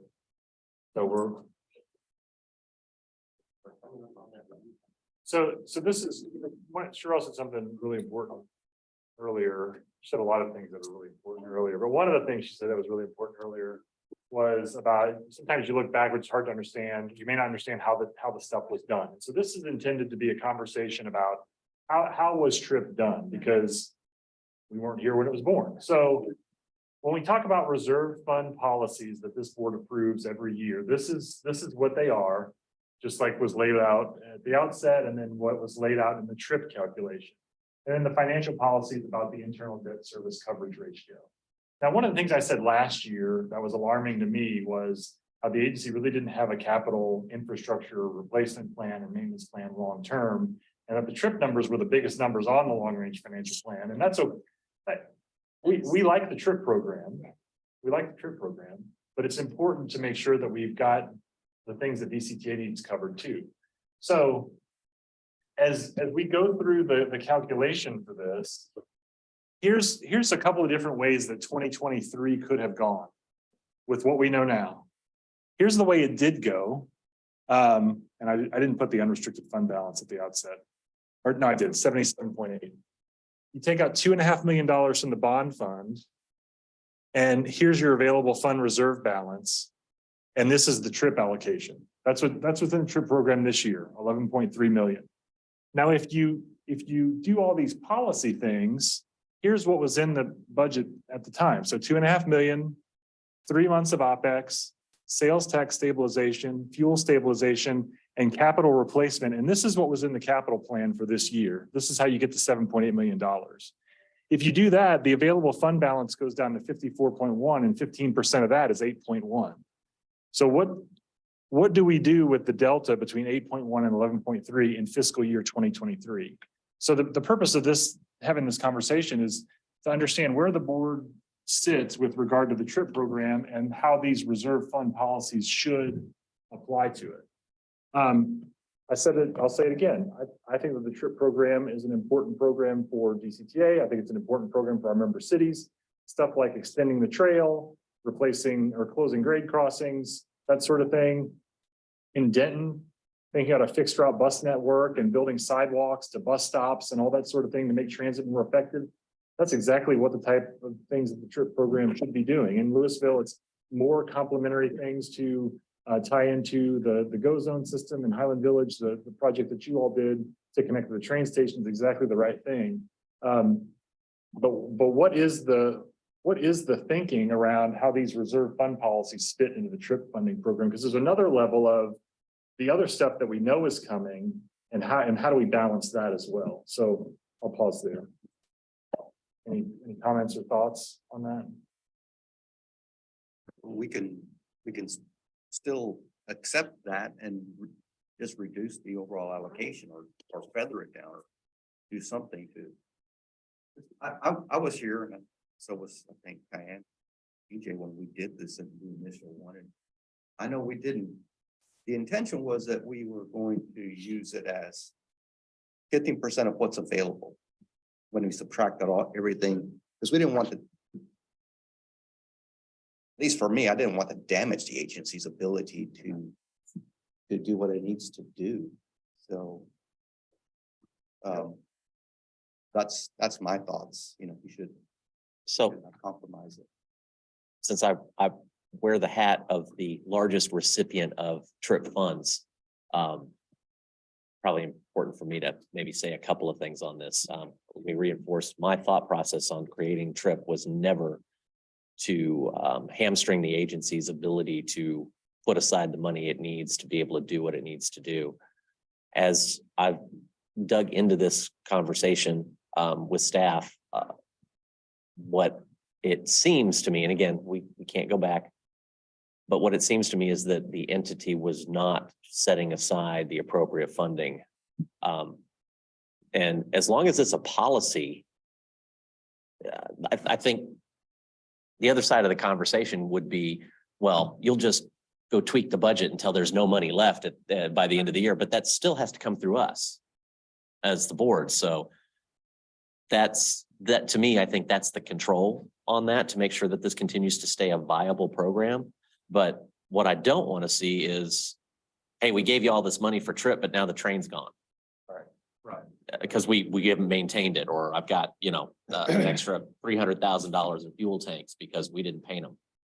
So. I told Paul earlier this week, I think obviously the viability of the agency needs to, it's paramount, but we need to also balance that with but maintaining the program. I think the program is great to maintain. And so it's a level of trust as you go through this, because there's lots of illustrations in different industries where you could max out all the expenses in the world and you never would be able to, for the member cities to realize the TRIP program if we wanted to. You could over reserve, you could lots of different things. So I think it's a level of trust. It just needs to be evaluated every year. We look at organizations like this, we may have a large expense upcoming, so we may lay off a year, since we got something that may have broke or that's on the horizon.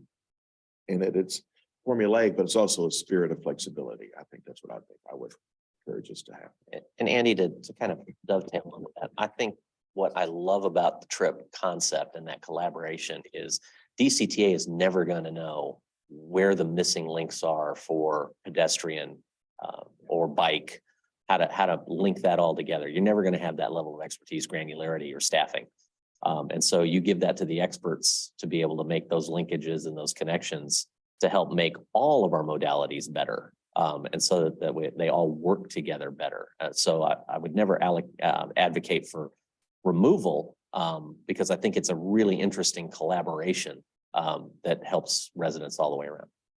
I think one of the things we can find as I think about the future of the TRIP program is when DCTA gets to the place that has a long range service plan, a portion of that plan should be what are the projects that the cities and DCTA have kind of come around the table and said, these are the sort of transit supportive projects that we're after. And one of the tests as Tim evaluates project applications, is this consistent with our joint plan? And that builds on the relationship that we're establishing and all that sort of thing. So one of the things that I'm really sensitive to your point, Judge Eads, is thinking about this idea that, where you could bag it with all sorts of stuff and never have any money left over. So let's think about this, and we're going to we want to do a deep dive conversation on long range financial planning in July. And so we'll bring some more conversation around this, but let's look at what would have happened this year. So this $7.8 million includes these things. Well, we actually did rail and bus maintenance, so that's good, but we didn't move forward on PTC and we didn't move forward on the ERP. So there would have been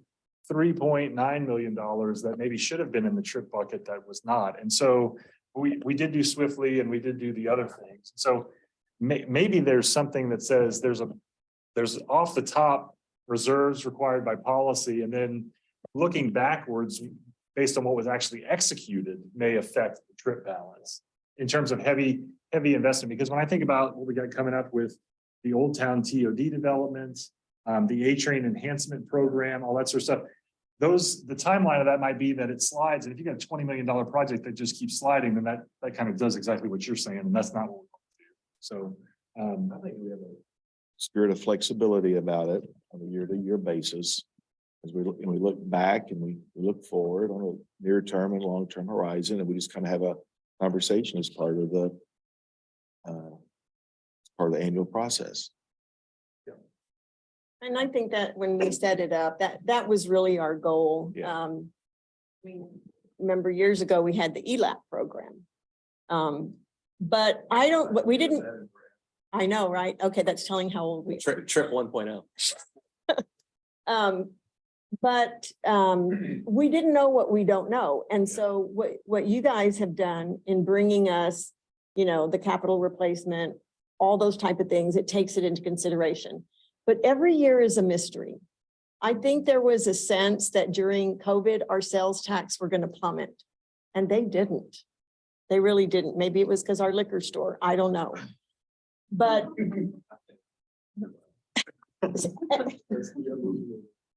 and so that's why it's important, and that's why we have to be good stewards of basically DCTA is what we need to be looking at. And when we go to the TRIP program should be based after we take care of all the necessities. And I don't think we've ever really known all the necessities, right? And thank y'all so much for that, because that really helps. And then it feels good if there is availability to have that money. And then I feel what we do collaboratively is like what RTC does. And I love that. It's not always about my city, my county, we work collaboratively to do what's the best for the greater good. And that's how I see the TRIP program. And, you know, we've received money. We were able to tell our council members on Saturday, you know, $1 million has come. And so I think just evaluating every year and doing it after all the deductions have happened. And then I think that's just what we keep doing. And the way we have, I'm about flexibility all the time. And identifying certain things that can be done in each city that really goes with the transportation method. Well, and Diane, to your point about RTC, you know, many times if you look at the east and west, the two districts of TxDOT, you know, there might be a lot, might be very heavy one year and be kind of an all Dallas district year, and then the next year it's more to all those formula funding on different projects. But as things come through the pipeline, it may be more of the west side. So I think with our member cities, it might be really heavy for one city this year because they have a project, and then next year it might be somebody else. So I think having the flexibility is it's good for everybody. I think it's good. As a side note, as a board member, you don't know how much confidence it gives me to be able to look another elected official in the eye and say, this money is spoken for. This fund is not just sitting here being slush. It is every penny is accounted for. We know where it's going. We know what it supports. I cannot thank you enough for being able to have that conversation, be able to say that in public. Because as a steward of tax dollars, when I've got a big chunk of cash sitting somewhere, that is an opportunity for overtaxation that we need to talk about. And then I won't let this drag into the state level conversation. Moving on. No control over it. Nor do I want to. So moving on. So that's really the end of we're basically done. Perfect. If you would like. I'm happy to give you a break, or I can get you out of here in 5 minutes. Okay. So that is the end of the budget presentation. This is in here because we do a budget in light of a work plan. So this is the same thing that I showed you back in May. The conversation around, do you have the resources to do this? This budget discussion reflects the resources needed to do this work plan.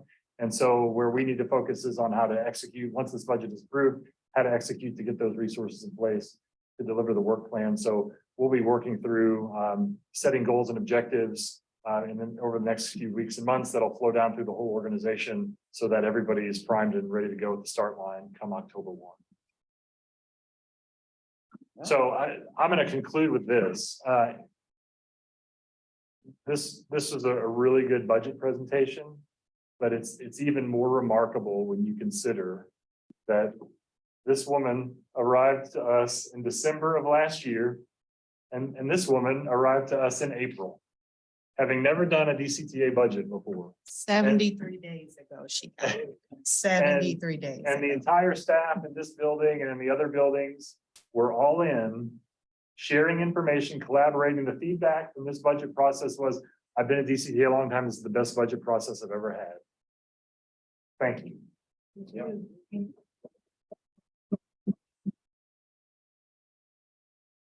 That's the end of item 4. Any questions? What's the next step? Come back in. We will come back in July with addressing the comments that have been made. And then we've got to report back to the NTMC on their comments. And then we will talk to our council and you, Mr. Chair, about the opportunity to potentially even adopt the budget in August instead of September, so that we can get moving even faster. But with that, we can go back to the rest of the agenda. Okay. So at this time, we need to take a short recess to transition you all. We already transitioned? Oh, okay, well then we're transitioned. So then we'll just move into the information reports. These are your monthly safety service ridership reports in your package, pages 24 through 34.